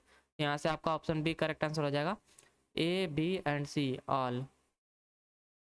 अगला प्रश्न है कि आइडेंटिफाई द ट्रू स्टेटमेंट। तो इसमें से आपका सत्य कथन कौन सा है, सत्य कथन की पहचान कीजिए। तो पहला इसमें से आपका पहला कथन दिया है कि if real GDP is 240 the price index is 120 and nominal GDP is 200। अगला आपका है कि if real GDP is 500 the price index is 200 and nominal GDP is 250। Option D आप देखिए कि यहाँ पर if real GDP is 240 and the price index is 120 the nominal GDP is 288। Option D आपका करेक्ट स्टेटमेंट है। यहाँ पर ये आपका करेक्ट स्टेटमेंट है, ऑप्शन डी। अगला आपका प्रश्न यहाँ से क्या बनता है कि match the item in list 1 with those in the list 2। तो सूची 1 में आपका दिया है measure of the national income, सूची 2 में आपका दिया है फॉर्मूला या फिर सूत्र। तो जीएनपी का फॉर्मूला आपका क्या होता है, तो जीएनपी का फॉर्मूला होता है आपका GDP plus net factor income from abroad. तो पहले का हो जाएगा डी, और दूसरा जो आपका है एनएनपी का फॉर्मूला होता है कि जीएनपी माइनस डेप्रिसिएशन, और जो आपका थर्ड दिया है जीडीपी कैलकुलेट करने के लिए आपका फॉर्मूला क्या होता है कि जीडीपी के लिए आपका फॉर्मूला होता है सी प्लस आई प्लस जी प्लस नेट एक्सपोर्ट। अरे यहाँ पर आपका जीडीपी इज इक्वल टू होता है consumption plus investment plus government spending. G आपका गवर्नमेंट स्पेंडिंग है प्लस आपका इन नेट एक्सपोर्ट हो जाएगा। और जो आपका एनडीपी दिया है तो एनडीपी कैलकुलेट के लिए करने के लिए आपका होता है जीडीपी माइनस डेप्रिसिएशन। यहाँ से आपका करेक्ट ऑप्शन बनेगा ऑप्शन सी, फर्स्ट का डी, सेकंड का ए, थर्ड का बी एंड फोर्थ का सी। अगला प्रश्न है आपका which are the following is the correct sequence of the national income from broader to narrower concept. निम्नलिखित में से कौन सा राष्ट्रीय आय का व्यापक से संकीर्ण अवधारणाओं का सही क्रम है। तो व्यापक से संकीर्ण अवधारणाओं का सही क्रम आपका कौन सा है, तो इसका सही उदाहरण है आपका GNP 8 factor cost minus NNP 8 factor cost minus personal income minus disposable income. Option D आपका करेक्ट आंसर बनेगा यहाँ से आपका करेक्ट सीक्वेंस। अगला प्रश्न है आपका कि which of this is not the correctly stated component of the expenditure method of measuring national income. इनमें से कौन सा राष्ट्रीय आय को मापने की व्यय विधि का उचित रूप कथित घटक नहीं है। तो यह नहीं है आपका export plus import expenditure. Option C आपका करेक्ट आंसर है, एक्सपोर्ट प्लस इंपोर्ट एक्सपेंडिचर आपका राष्ट्रीय आय को मापने की व्यय विधि के उचित रूप से कथित घटक नहीं है। अगला प्रश्न है आपका कि dash is the income of the government which arises out of the property left by the people without a legal higher. तो इसे आपका कहा जाता है एस्चीट राज्यगामी संपत्ति। एस्चीट राज्यगामी संपत्ति आपका सरकार की वह आय है जो बिना किसी कानूनी उत्तराधिकारी के लोगों द्वारा अदावाकृत संपत्ति से प्राप्त होती है। ऑप्शन ए आपका करेक्ट आंसर होगा। अगला प्रश्न है कि the stabilization function of the government budget mainly includes dash. सरकारी बजट के स्थायित्वकारी कार्य में मुख्य रूप से डैश शामिल होता है। तो मुख्य रूप से आपका शामिल होता है स्टेबलाइजेशन पॉलिसी, या फिर अरे इसे कहा जाता है आपका the intervention to expand and और रिड्यूस द डिमांड। मांग को बढ़ाने या घटाने के लिए हस्तक्षेप आपका सरकारी बजट में स्थायित्वकारी कार्य में मुख्य रूप से शामिल होता है। अगला आपका प्रश्न है कि which of the following item is not a part of the non plan revenue expenditure of the government budget. निम्नलिखित मदों में से कौन सा सरकारी बजट के गैर योजनागत राजस्व व्यय का हिस्सा नहीं है? तो यह है आपका central central assistant for state and union territory. Option D आपका करेक्ट आंसर होगा। Central assistant for state and union territory is not a part of the non plan economy non plan revenue expenditure of the government budget. Option D आपका correct answer है। अगला प्रश्न है कि in the estimation of national income which of the following item will be subtracted from NNP at market price. राष्ट्रीय आय की गणना में निम्नलिखित मदों में से किसे बाजार मूल्य पर एनएनपी में से घटाया जाएगा? तो बाजार मूल्य में से एनएनपी में से घटाया जाएगा आपका वह है net indirect tax. Option C आपका करेक्ट आंसर होगा। निवल अप्रत्यक्ष कर को आपका घटाया जाता है एनएनपी एट मार्केट प्राइस से। अगला प्रश्न है कि proportional taxes would help to reduce the autonomous expenditure multiplier because dash अनुपातिक कर स्वायत्त व्यय गुणक को कम करने में मदद करेगा क्योंकि डैश।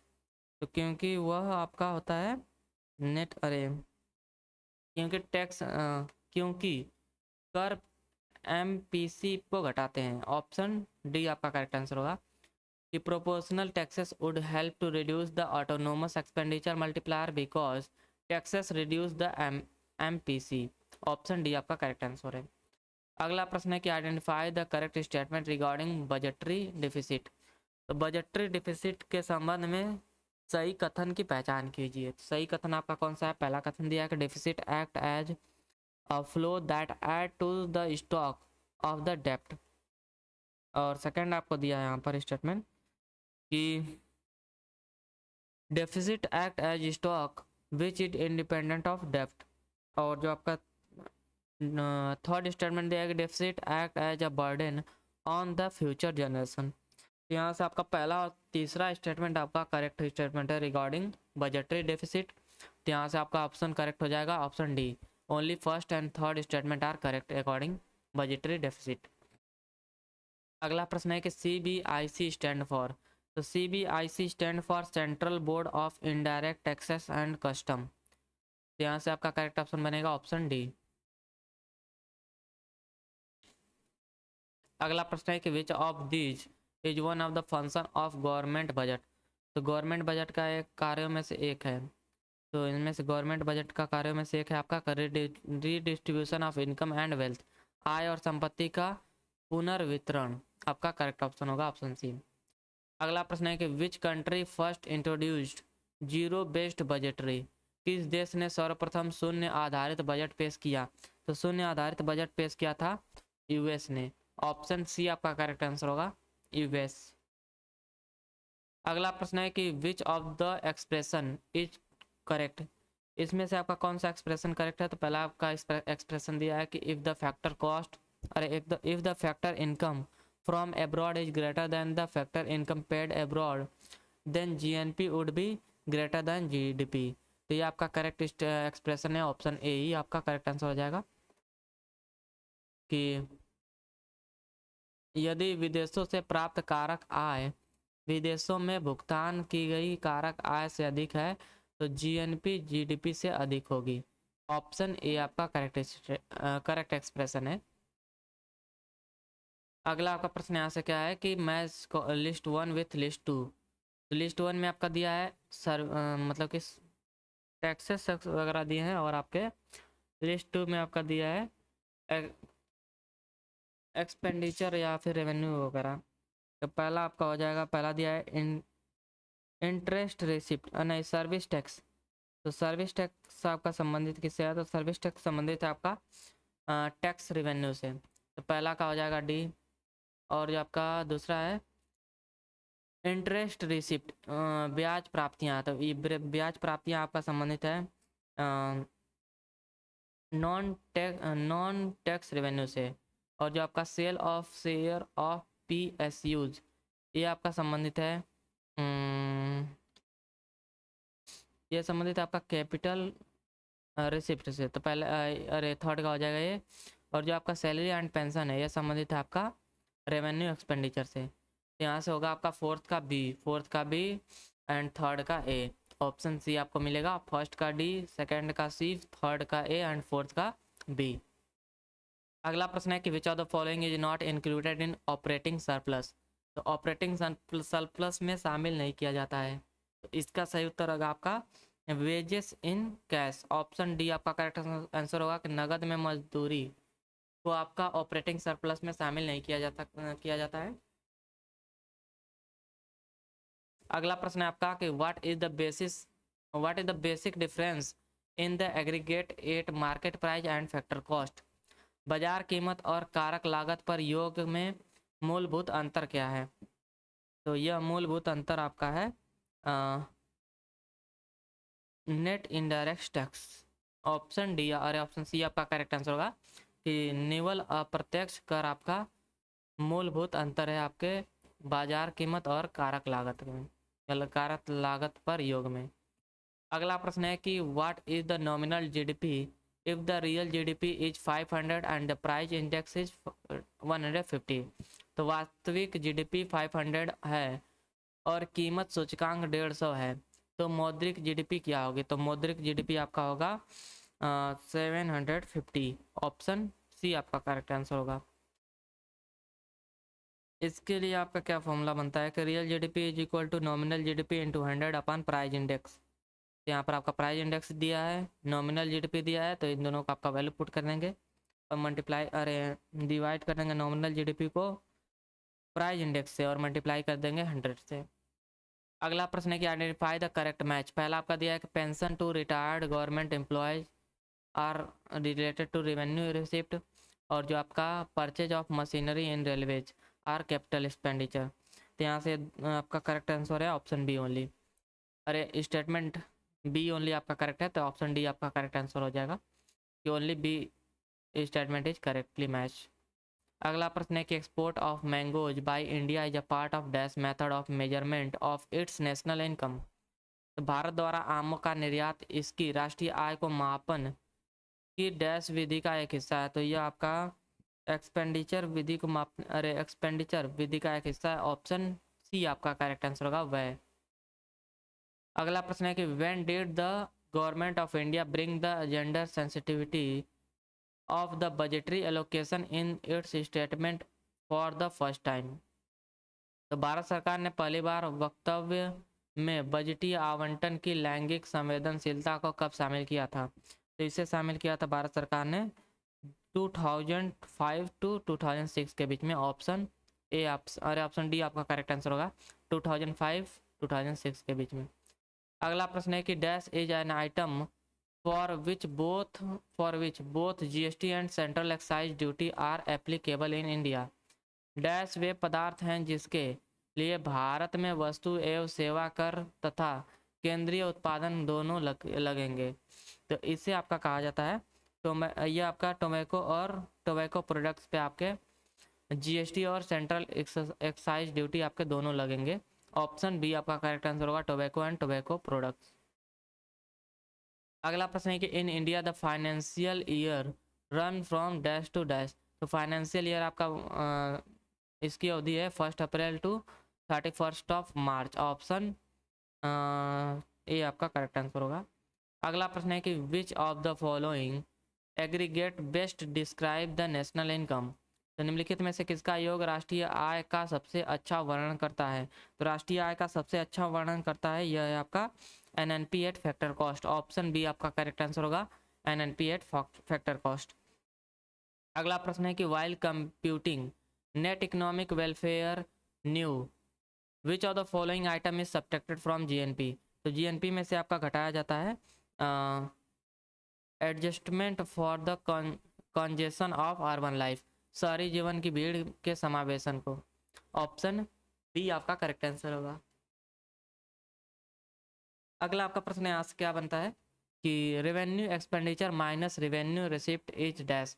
राजस्व व्यय में राजस्व प्राप्तियाँ घटा दी जाए तो डैश वह डैश होता है, तो वह आपका होता है रेवेन्यू डेफिसिट।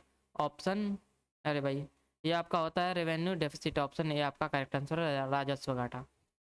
अगला प्रश्न है कि which of the following statement is are false, निम्नलिखित में से कौन सा या से कथन असत्य है। पहला आपका कथन दिया गया, the impact of externality is always positive, बाह्यकरण का प्रभाव सदैव धनात्मक होता है। अगला है आपका ऑप्शन के real national income means national income at constant prices. तो इसमें आपका कौन सा कथन गलत है, तो ऑप्शन ए आपका गलत है कि the impact of externality is always positive, ये आपका इनकरेक्ट स्टेटमेंट है। ऑप्शन बी आपका करेक्ट आंसर हो जाएगा, only statement A is incorrect. अगला प्रश्न है कि in which year did the central statistical office adopt the GVA concept in India, केंद्रीय सांख्यिकी कार्यालय ने किस वर्ष भारत में जीवीए अवधारणा को अपनाया, तो जीवीए अवधारणा को अपनाया था 2015 में। ऑप्शन बी आपका करेक्ट आंसर होगा 2015। अगला प्रश्न है कि which of the following is an example of indirect tax, तो इनडायरेक्ट टैक्स का आपका एग्जांपल क्या है, तो इसका सही उत्तर आपका बनेगा वो है इनकम टैक्स। ऑप्शन बी आपका करेक्ट आंसर है, income tax is an example of direct tax.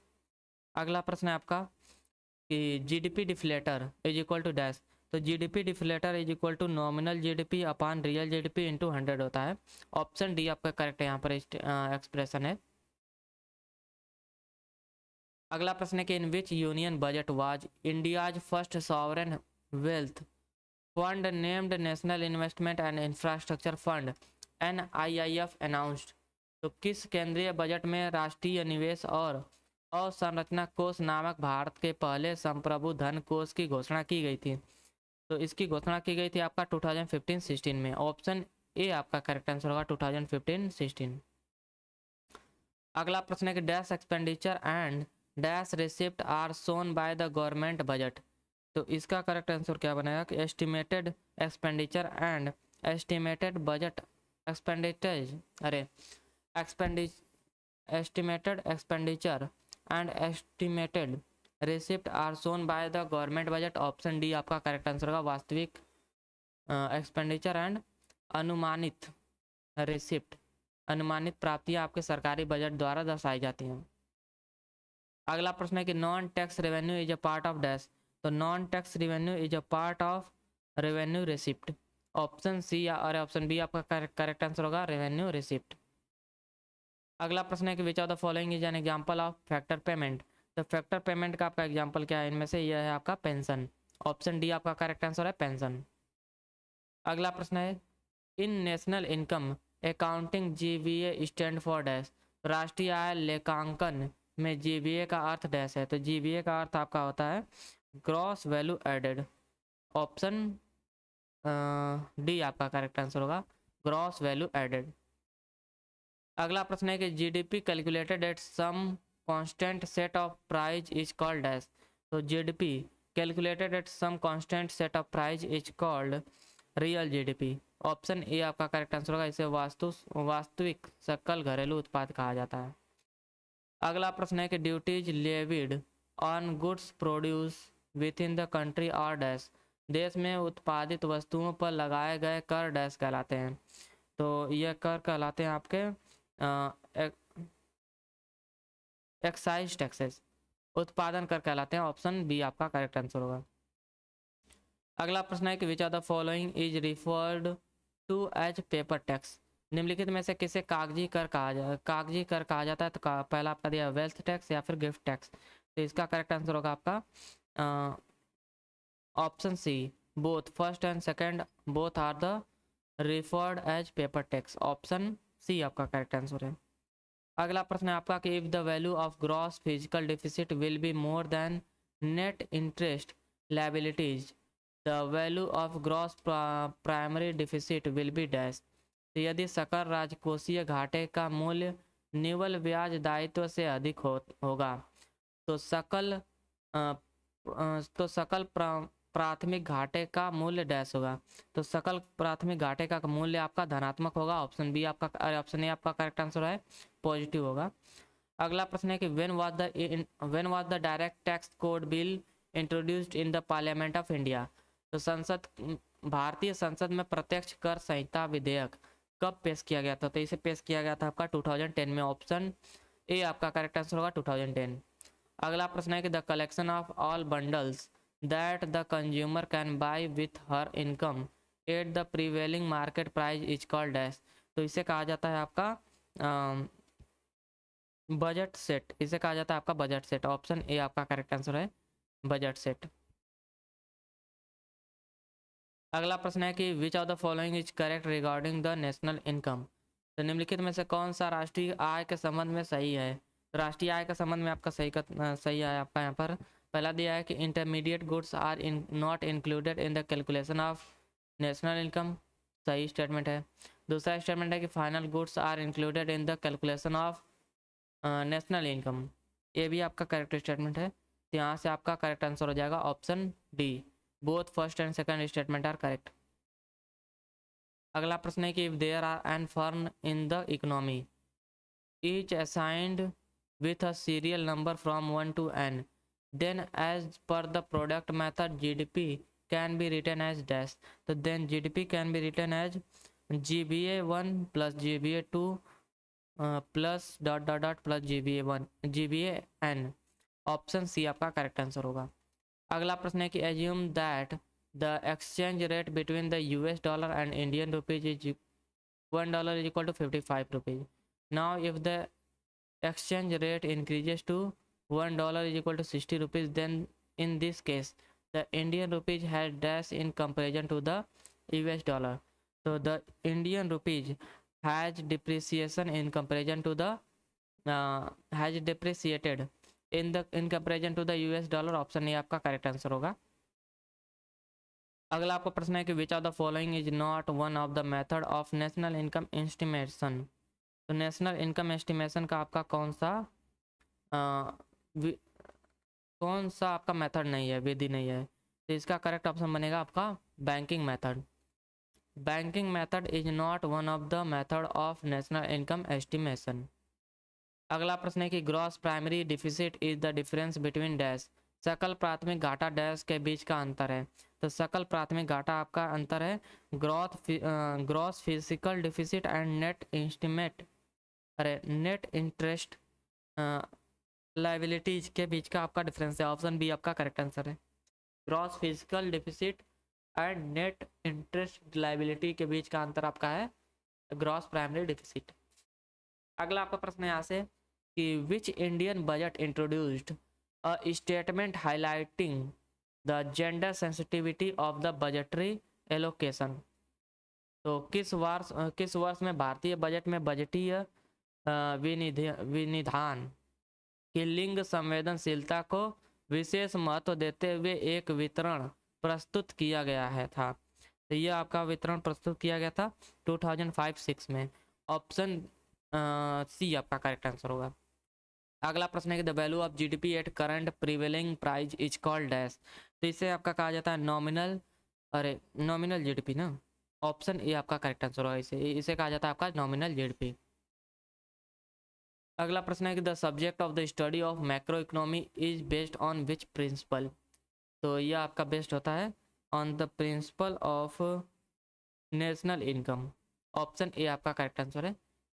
यह आपका बेस्ड है study of macro economy on the principle of national income. अगला प्रश्न है कि which of the following function of the government budget is associated with distribution of income. सरकारी budget का निम्नलिखित में से कौन सा कार्य आय के वितरण से संबंधित है। पहला आपका दिया एलोकेशन फंक्शन, दूसरा आपका दिया है रिडिस्ट्रीब्यूशन फंक्शन। तो इसका करेक्ट आपका स्टेटमेंट है ओनली सेकंड। ऑप्शन डी आपका करेक्ट आंसर है कि redistribution function is the function of the government budget is associated with the distribution of income. Option second और ऑप्शन डी आपका करेक्ट आंसर है, only second statement is correct. अगला जो आपका प्रश्न है कि which of the following organisation of the government of India has been reporting the GDP 8 factor cost and 8 market prices। Bharat सरकार के निम्नलिखित में से कौन सी संस्था कारक लागत पर और बाजार मूल्य पर सकल घरेलू उत्पाद की रिपोर्ट करता रहा है।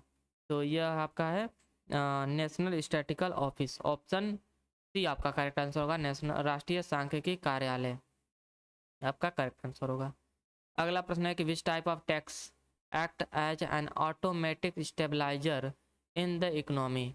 अर्थव्यवस्था में किस प्रकार का कर एक स्वतः स्थिरक के रूप में कार्य करता है? तो एक स्वतः स्थिरक के रूप में आपका कार्य करता है proportional income tax. Option D आपका करेक्ट आंसर होगा, प्रोपोर्शनल इनकम टैक्स आपका करेक्ट आंसर है। अगला प्रश्न है कि who among the following headed the national income committee? तो national income committee was headed by PC Mahalanobis. Option A आपका करेक्ट आंसर है, पीसी महानलोबिस। अगला प्रश्न है कि the difference between a farmer output over and above his on farm consumption is known as dash. तो उसे जाना जाता है आपका मार्केटेबल सरप्लस के रूप में। ऑप्शन बी आपका करेक्ट आंसर होगा, मार्केटेबल सरप्लस। अगला प्रश्न है कि 1951 what percent of GDP of India was contributed by the industrial sector? 1950 to 1951 में भारत के सकल घरेलू उत्पाद में औद्योगिक क्षेत्र की प्रतिशत हिस्सेदारी लगभग कितनी थी? तो इसकी हिस्सेदारी लगभग थी आपका 13%। ऑप्शन सी आपका करेक्ट आंसर होगा, 13%। अगला प्रश्न है कि which are the following commodities are exempted from GST? निम्नलिखित में से किस वस्तु को जीएसटी से छूट प्राप्त है? तो जीएसटी से छूट प्राप्त है आपका alcohol for human consumption. Option C आपका करेक्ट आंसर है। अगला प्रश्न है आपका कि when tax collection exceeds the required expenditure the budget is set to be in dash. तो when tax collection exceeds the required expenditure the budget is said to be in surplus। Option D आपका correct answer होगा, इसे अधिशेष में आपका कहा जाता है। अगला प्रश्न है कि a tax imposed on goods imported into the exported out of the India is called dash। तो the tax imposed on goods imported into and exported out of India is called, इसे कहा जाता है आपका कस्टम ड्यूटी। ऑप्शन डी आपका correct answer है, इसे आपका सीमा शुल्क कहा जाता है।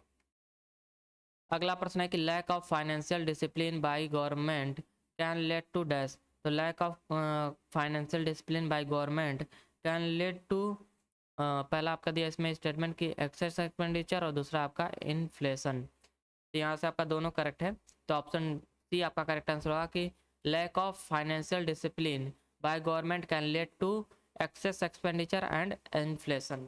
ऑप्शन सी आपका करेक्ट आंसर है। अगला प्रश्न है कि GDP that takes into account the cost in term of environmental pollution and exploitation of natural resources is called dash. तो इसे आपका कहा जाता है ग्रीन जीडीपी। ऑप्शन बी आपका करेक्ट आंसर है, ग्रीन जीडीपी। पर्यावरण प्रदूषण और प्राकृतिक संसाधनों के दहन की दृष्टि से लागत को समायोजित करते हुए व्यक्त किया गया जीडीपी कहलाता है आपका ग्रीन जीडीपी। अगला प्रश्न है कि NDP at factor cost is equal to GDP at factor cost minus dash. Is equal to आपका होगा माइनस डिप्रिसिएशन। ऑप्शन ए आपका करेक्ट आंसर होगा, NDP at factor cost is equal to GDP at factor cost minus depreciation. अगला प्रश्न है यहाँ से कि which of the following angle of the flow of factor payment from forms the basis to estimate the national income? कारक भुगतान प्रवाह के निम्नलिखित में से कौन सा कोण राष्ट्रीय आय का अनुमान लगाने का आधार बनता है? तो यह है आपका income distribution angle. Option C आपका करेक्ट आंसर होगा, यहाँ से आय वितरण कोष आपका करेक्ट आंसर बनेगा यहाँ से। अगला प्रश्न है कि what is the domestic income of national income is 10,000 crore and net factor income from abroad is 2,000 crore. यदि राष्ट्रीय आय 10,000 करोड़ है और विदेशों से शुद्ध घटक आय आपका 2,000 करोड़ है, तो घरेलू आय क्या होगा? तो घरेलू आय होगा आपका 8,000 करोड़। ऑप्शन डी आपका करेक्ट आंसर है। डोमेस्टिक इनकम कैलकुलेट करने के लिए आपका फॉर्मूला है कि domestic income is equal to national income minus net factor income from abroad.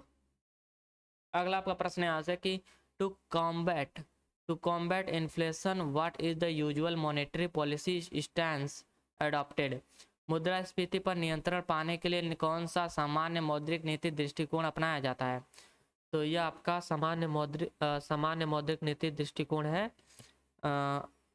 Hawking's और हॉक्सियन आपका करेक्ट आंसर है। आपका हॉक्सियन दृष्टिकोण अपनाया जाता है, ऑप्शन सी आपका करेक्ट आंसर होगा। अगला प्रश्न है कि which of the following statement is are correct. तो पहला स्टेटमेंट दिया है कि only marketed goods are considered while estimated gross domestic product. सकल घरेलू उत्पाद का अनुमान लगाते समय केवल विपणन की गई वस्तुओं पर विचार किया जाता है। दूसरा स्टेटमेंट दिया है आपका कि पहला स्टेटमेंट तो आपका करेक्ट है, और दूसरा स्टेटमेंट क्या दिया है कि एक महिला द्वारा अपने घर पर किया गया कार्य सकल घरेलू उत्पाद के दायरे से बाहर है। ये भी आपका करेक्ट स्टेटमेंट है। दूसरा थर्ड स्टेटमेंट दिया कि in estimating GDP only final goods and services are considered. तो सकल घरेलू उत्पाद का अनुमान लगाने में केवल अंतिम वस्तुओं और सेवाओं पर विचार किया जाता है। यह भी आपका करेक्ट स्टेटमेंट है, ऑप्शन बी आपका करेक्ट आंसर होगा। First, second and third all statement are correct. अगला प्रश्न है कि the value of the gross domestic product GDP of India is published by PIB in dash. तो the value of GDP of India is published by PIB in Indian rupee. Option D आपका correct answer होगा, Indian रुपया। अगला प्रश्न है कि in which year did India's ratio of public डेप्थ to GDP goes up to a record 84.2%। तो किस वर्ष भारत का सकल घरेलू उत्पाद के लिए सार्वजनिक ऋण का अनुपात रिकॉर्ड 84.2% बढ़ गया था? तो ये आपका बढ़ा था 2003 में। ऑप्शन सी आपका करेक्ट आंसर होगा, 2003। अगला प्रश्न है कि dash is a tax system that collect a greater share of income from those with higher income than from those with lower income. Dash एक कर प्रणाली है जो कम आय वाले लोगों की तुलना में उच्च आय वाले लोगों से आय का अधिक हिस्सा एकत्र करती है। तो इसे आपका कहा जाता है प्रोग्रेसिव टैक्स। ऑप्शन डी आपका करेक्ट आंसर है, प्रोग्रेसिव टैक्स या फिर आरोही कर। अगला प्रश्न है कि according to the output method GDP is calculated as dash. तो according to output method GDP is calculated as GDP at constant price minus tax plus subsidies. Option A आपका करेक्ट आंसर होगा यहाँ से। अगला प्रश्न है आपका कि which of the following is India's first paperless budget. तो इंडिया का फर्स्ट पेपरलेस बजट था आपका union budget of 2021-22। Option D आपका करेक्ट आंसर होगा। अगला प्रश्न है which of the given statement about union budget is are true. केंद्रीय बजट के बारे में दिए गए कथनों में से कौन से सत्य हैं? पहला कथन दिया है कि vote on account deals with अरे votes on account deals only with the expenditure side of the government budget. लेखानुदान केवल सरकारी बजट के व्यय पक्ष से संबंधित है। पहला कथन आपका सत्य है। दूसरा कथन आपका क्या दिया है कि vote on account and interim budget are not the same. दूसरा कथन भी आपका सत्य है। तीसरा कथन क्या दिया है कि an interim budget gives a complete financial statement similar to a full budget. तो ये भी आपका स्टेटमेंट करेक्ट है, तो यहाँ से ऑप्शन सी आपका करेक्ट होगा। All statement A B and C are correct. अगला प्रश्न है the GDP deflator is also called dash. तो the GDP deflator is also called implicit price deflator. Option C आपका करेक्ट आंसर है। अगला प्रश्न है कि as per the recommendation of the national statistical commission the base year of the GDP series in India was revised from 2004 to 2005 to dash with effect from January 2015। राष्ट्रीय सांख्यिकी आयोग की सिफारिशों के अनुसार भारत में सकल घरेलू उत्पाद श्रृंखला का आधार वर्ष 2005 से संशोधित कर जनवरी 2015 से डैश कर दिया गया था। तो जनवरी 2015 से आपका 2011-12 कर दिया गया था। ऑप्शन ये आपका करेक्ट आंसर बनेगा यहाँ पर। अगला प्रश्न है आपका कि Ronald Reagan the 40th president of the US signed the largest tax cut in the history of their country in 1981. Which economic theory was this policy centered around? America के 40वें राष्ट्रपति रोनाल्ड रेगन ने 1981 में अपने देश के इतिहास में सबसे बड़ी कर कटौती पर हस्ताक्षर किए। यह नीति किस आर्थिक सिद्धांत पर केंद्रित थी? तो यह नीति आपका संबंधित थी लाफर वक्र या फिर लाफर कर्व पर निर्धारित लाफर कर्व सिद्धांत पर आपका केंद्रित थी। ऑप्शन ए आपका करेक्ट आंसर होगा। अगला प्रश्न है कि in which year was the value added tax introduce in India? तो वैल्यू एडेड टैक्स आपका इंट्रोड्यूस किया गया था इंडिया में 2005 में। ऑप्शन बी आपका करेक्ट आंसर होगा 2005। अगला प्रश्न है कि which of the following items does not directly affect the current account balance of India? तो निम्नलिखित में से कौन सा मद भारत के चालू खाता शेष को प्रत्यक्ष तौर पर प्रभावित नहीं करता है? तो ये आपका प्रभावित नहीं करता है रेवेन्यू इनकम। ऑप्शन डी आपका करेक्ट आंसर होगा राजस्व आय। अगला प्रश्न है कि the union budget 2020-21 increase deposit insurance coverage for bank deposit to ₹1 per depositor. केंद्रीय बजट 2020-21 ने बैंक जमा के लिए जमा बीमा कवरेज बढ़ाकर डैश प्रति जमाकर्ता कर दिया है। तो यह आपका कर दिया गया है 5 लाख प्रति जमाकर्ता। ऑप्शन सी आपका करेक्ट आंसर होगा 5 लाख। अगला प्रश्न है आपका कि which of the following sector of the economy has the highest share in India GDP? तो इंडिया जीडीपी में आपका हाईएस्ट शेयर है सर्विस सेक्टर का। ऑप्शन डी आपका करेक्ट आंसर होगा सर्विस सेक्टर। अगला प्रश्न है कि who among the following publishes the economic survey of India?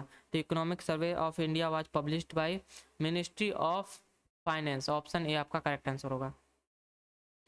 अगला आपका यहाँ से नया चैप्टर स्टार्ट होता है वो है आपका money banking and financial institution. तो इस चैप्टर से आपका पहला प्रश्न है कि who issued guidelines for the micro finance institution in India? निम्न में से किसके द्वारा भारत में सूक्ष्म वित्त संस्थानों के लिए दिशा निर्देश जारी किया जाता है? तो ये आपका जारी किया जाता है रिजर्व बैंक ऑफ इंडिया द्वारा, आरबीआई द्वारा। ऑप्शन डी आपका करेक्ट आंसर होगा। अगला प्रश्न है कि Reserve Bank of India was established in dash? तो Reserve Bank of India was established in 1935। Option D आपका करेक्ट आंसर होगा। अगला प्रश्न है कि when RBI decided to decrease the repo rate money supply will dash? तो when RBI decide to decrease the repo rate money supply will increase. Option B आपका correct answer होगा money supply will be increases. अगला प्रश्न है कि the RBI of India was nationalised on dash? तो RBI of India was nationalised on 1 January 1949। Option B आपका correct answer होगा। अगला प्रश्न है for providing a non micro finance loan to a low income household there is a limit of dash on monthly loan repayment obligation of a household as a percentage of monthly household income. तो यह आपका होगा 50%। कि कम आय वाले परिवारों को गैर सूक्ष्म वित्त ऋण प्रदान करने के लिए मासिक घरेलू आय के प्रतिशत के रूप में परिवार के मासिक ऋण पुनर्भुगतान दायित्व पर 50% सीमा होती है। ऑप्शन बी आपका करेक्ट आंसर होगा 50%। अगला प्रश्न है कि dash is an instrument under liquidity adjustment facility at which RBI lend to the commercial bank? तो इसे आपका कहा जाता है रेपो रेट। ऑप्शन ए आपका करेक्ट आंसर है। अगला आपका प्रश्न यहाँ से the maximum limit on micro finance loan for NBFC other than NBFC MFI is dash? ये आपका होता है 25% of the total asset. Option B आपका करेक्ट आंसर है। अगला प्रश्न है कि in the concept of money supply M4 refers to dash? तो in the concept of money supply M4 is refers to M3 plus total post office deposit. Option C आपका correct answer है।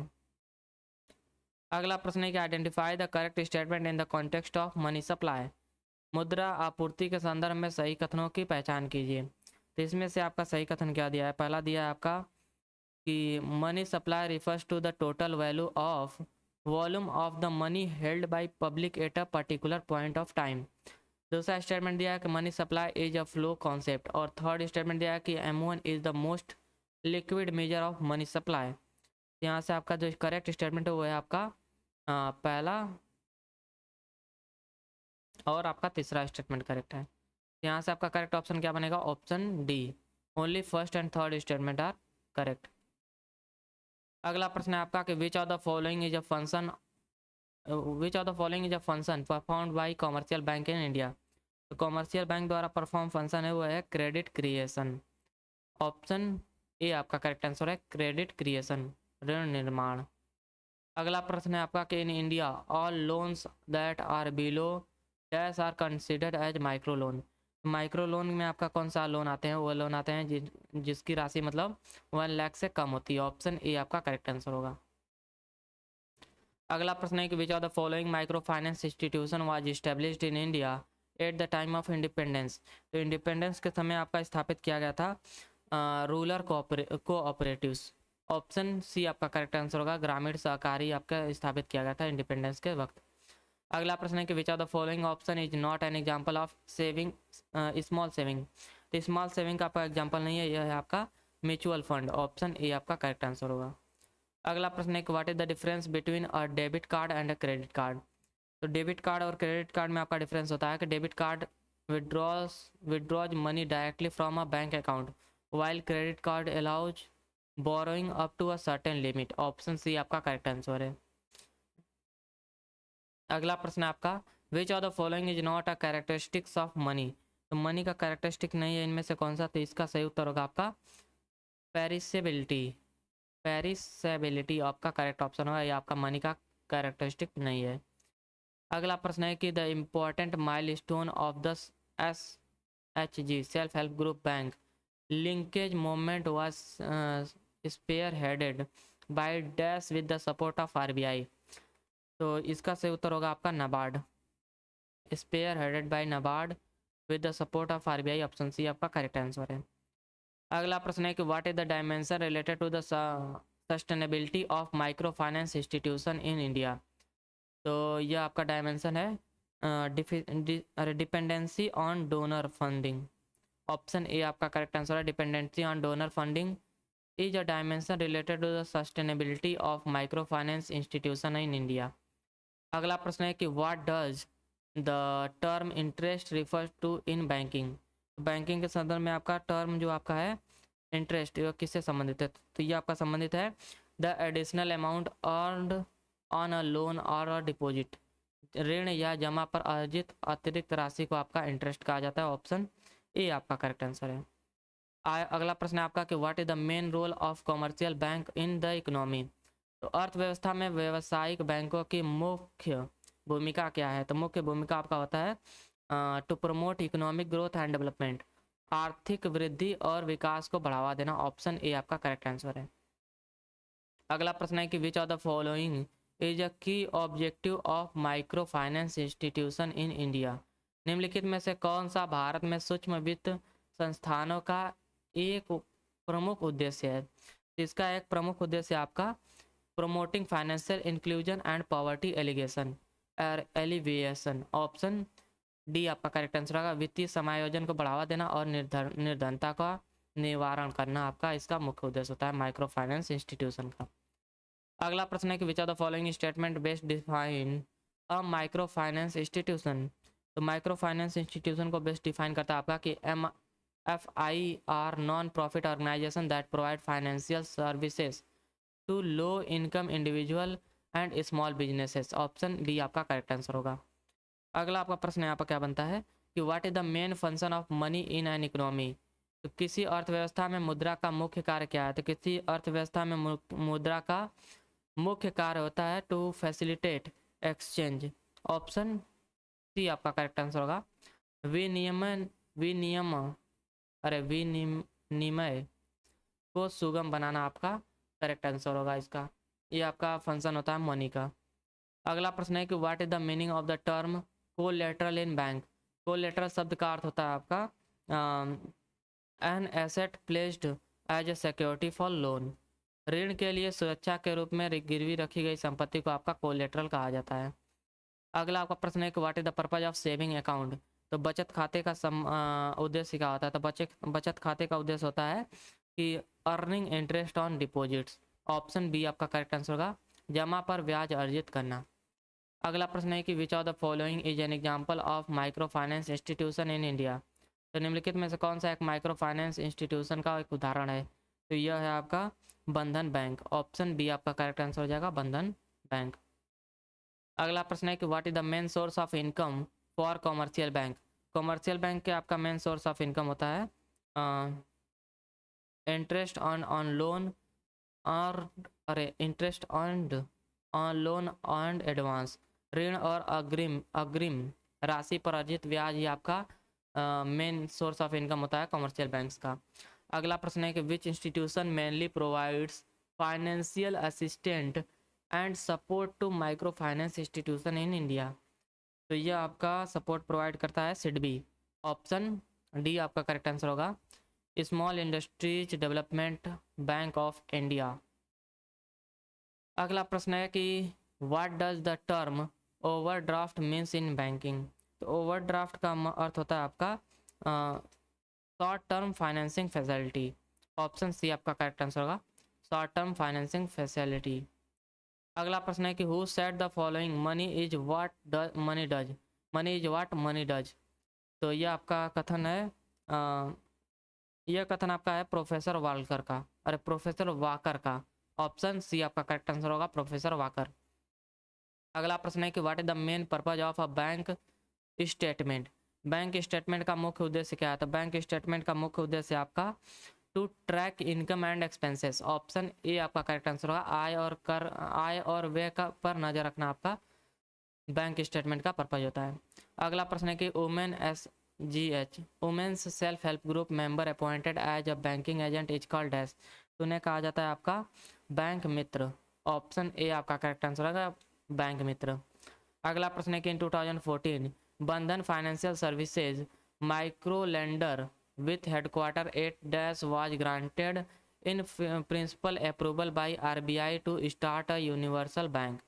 तो 2014 में सूक्ष्म ऋणदाता बंधन फाइनेंशियल सर्विसेज जिसका मुख्यालय डैश में है को RBI द्वारा एक यूनिवर्सल बैंक शुरू करने के लिए सैद्धांतिक मंजूरी दी गई थी। तो यह आपका स्थित है कोलकाता में। ऑप्शन ए आपका करेक्ट आंसर होगा, कोलकाता। अगला प्रश्न है कि when the general interest rate reaches a very low level which of the following statement will be correct. तो इनमें से आपका कौन सा करेक्ट स्टेटमेंट होगा, ये बताना है। तो पहला आपका स्टेटमेंट यहाँ पर दिया है कि most people will expect the interest rate to rise in the future. दूसरा स्टेटमेंट है कि most people will prefer to hold bond.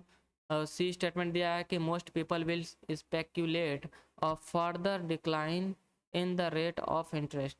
और डी स्टेटमेंट दिया है कि any increase in the money supply will cause the interest rate to fall further. यहाँ से आपका करेक्ट स्टेटमेंट है statement A, most people will expect the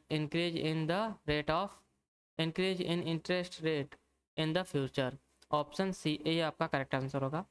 अगला प्रश्न है कि NABARD launched a special pilot project in 2004-05 called dash mainly to fulfil the credit need of the small and marginal farmer and tenant farmer. इसलिए इन्होंने नाबार्ड ने जारी किया था आपका JLG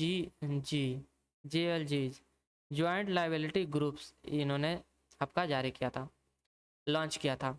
अगला आपका प्रश्न है कि which of the following is not N example of fight money in India.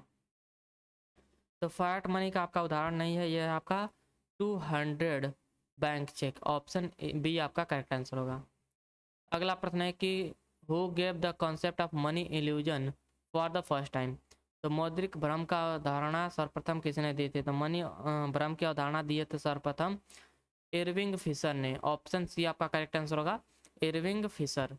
अगला प्रश्न है कि due to which of the following reason can money be differentiated from other physical asset that can perform the function of stored of value. निम्नलिखित में से किस कारण से मुद्रा को अन्य भौतिक परिसंपत्तियों से अलग किया जा सकता है जो मूल्य के संचय का कार्य कर सकते हैं। तो इसका सही उत्तर आपका क्या बनेगा?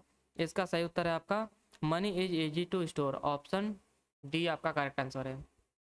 ये आपका एक रीजन है, money can be differentiated from the other physical asset. अगला आपका प्रश्न है कि in which year did RBI introduce the regulatory framework for micro finance loan. तो RBI introduce the regulatory framework for micro finance loan in year 2022, option B आपका correct answer होगा। अगला प्रश्न है कि इन any economy the income velocity of the hoarded money by the public is equal to dash. तो ये आपका होता है जीरो, जीरो के बराबर होता है शून्य के बराबर, ऑप्शन सी आपका करेक्ट आंसर है। और अगला प्रश्न है यहाँ से कि Prathama bank, the first regional rural bank of India had its head office in which state. तो इसका हेड ऑफिस है आपका उत्तर प्रदेश में, ऑप्शन डी आपका करेक्ट आंसर होगा, उत्तर प्रदेश। अगला प्रश्न है कि which of the following statement is are correct regarding liquidity trap. तो लिक्विडिटी ट्रैप के संबंध में आपका कौन सा कथन सत्य है? तो पहला आपका कथन दिया है कि it is the point where speculated demand for money is infinitely inelastic and the liquidity preference curve become perfectly elastic. B statement दिया है कि it is a point where speculated demand for money is infinitely elastic and the liquidity preference curve become perfectly inelastic. और जो आपका अगला दिया statement की it is the point where speculated demand for money is infinitely elastic and the liquidity preference curved become perfectly elastic. ये आपका option statement third आपका correct दिया है, तो ऑप्शन यहाँ पर कौन सा बना गया? Option B, statement third is correct only. अगला प्रश्न है आपका कि which of the following is not a common product offered by micro finance institution in India. तो यह है आपका लिक्विडिटी, अरे इसे कहा जाता है आपका credit card. Credit card is not a common product offered by micro finance institution in India, option A आपका करेक्ट आंसर है। अगला प्रश्न है कि in 1987 an action research programme was launched by NABARD with dash based on which a pilot project for linking 500 self help groups with bank was launched। तो इन्होंने launch किया था आपका मायराडा, ऑप्शन ए आपका करेक्ट आंसर होगा। यह प्रोग्राम लॉन्च किया गया था नाबार्ड के द्वारा, आपका हुआ था मायराडा। अगला प्रश्न है कि it is possible to derive the value of GDP of a country which function of money is applicable here. यहाँ पर आपका एप्लीकेबल होगा unit of account, option B आपका करेक्ट आंसर होगा, लेखा की इकाई। It is possible to derive the value of GDP of a country, unit of account is the function of the money which is applicable here, option B आपका correct answer होगा। अगला प्रश्न है कि which of the given statement is are correct with respect to NAFED. NAFED के संबंध में आपका कौन सा कथन सत्य है? पहला दिया है आपका कि NAFED is registered under the multi state cooperative societies act. तो पहला तो आपका स्टेटमेंट करेक्ट दिया है।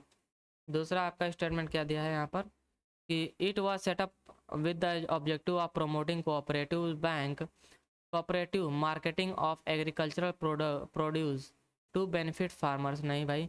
और थर्ड स्टेटमेंट दिया कि इट वाज एस्टेब्लिश्ड इन 1956, यहाँ से थर्ड स्टेटमेंट करेक्ट है। तो ऑप्शन यहाँ से करेक्ट आपका कौन सा बनेगा?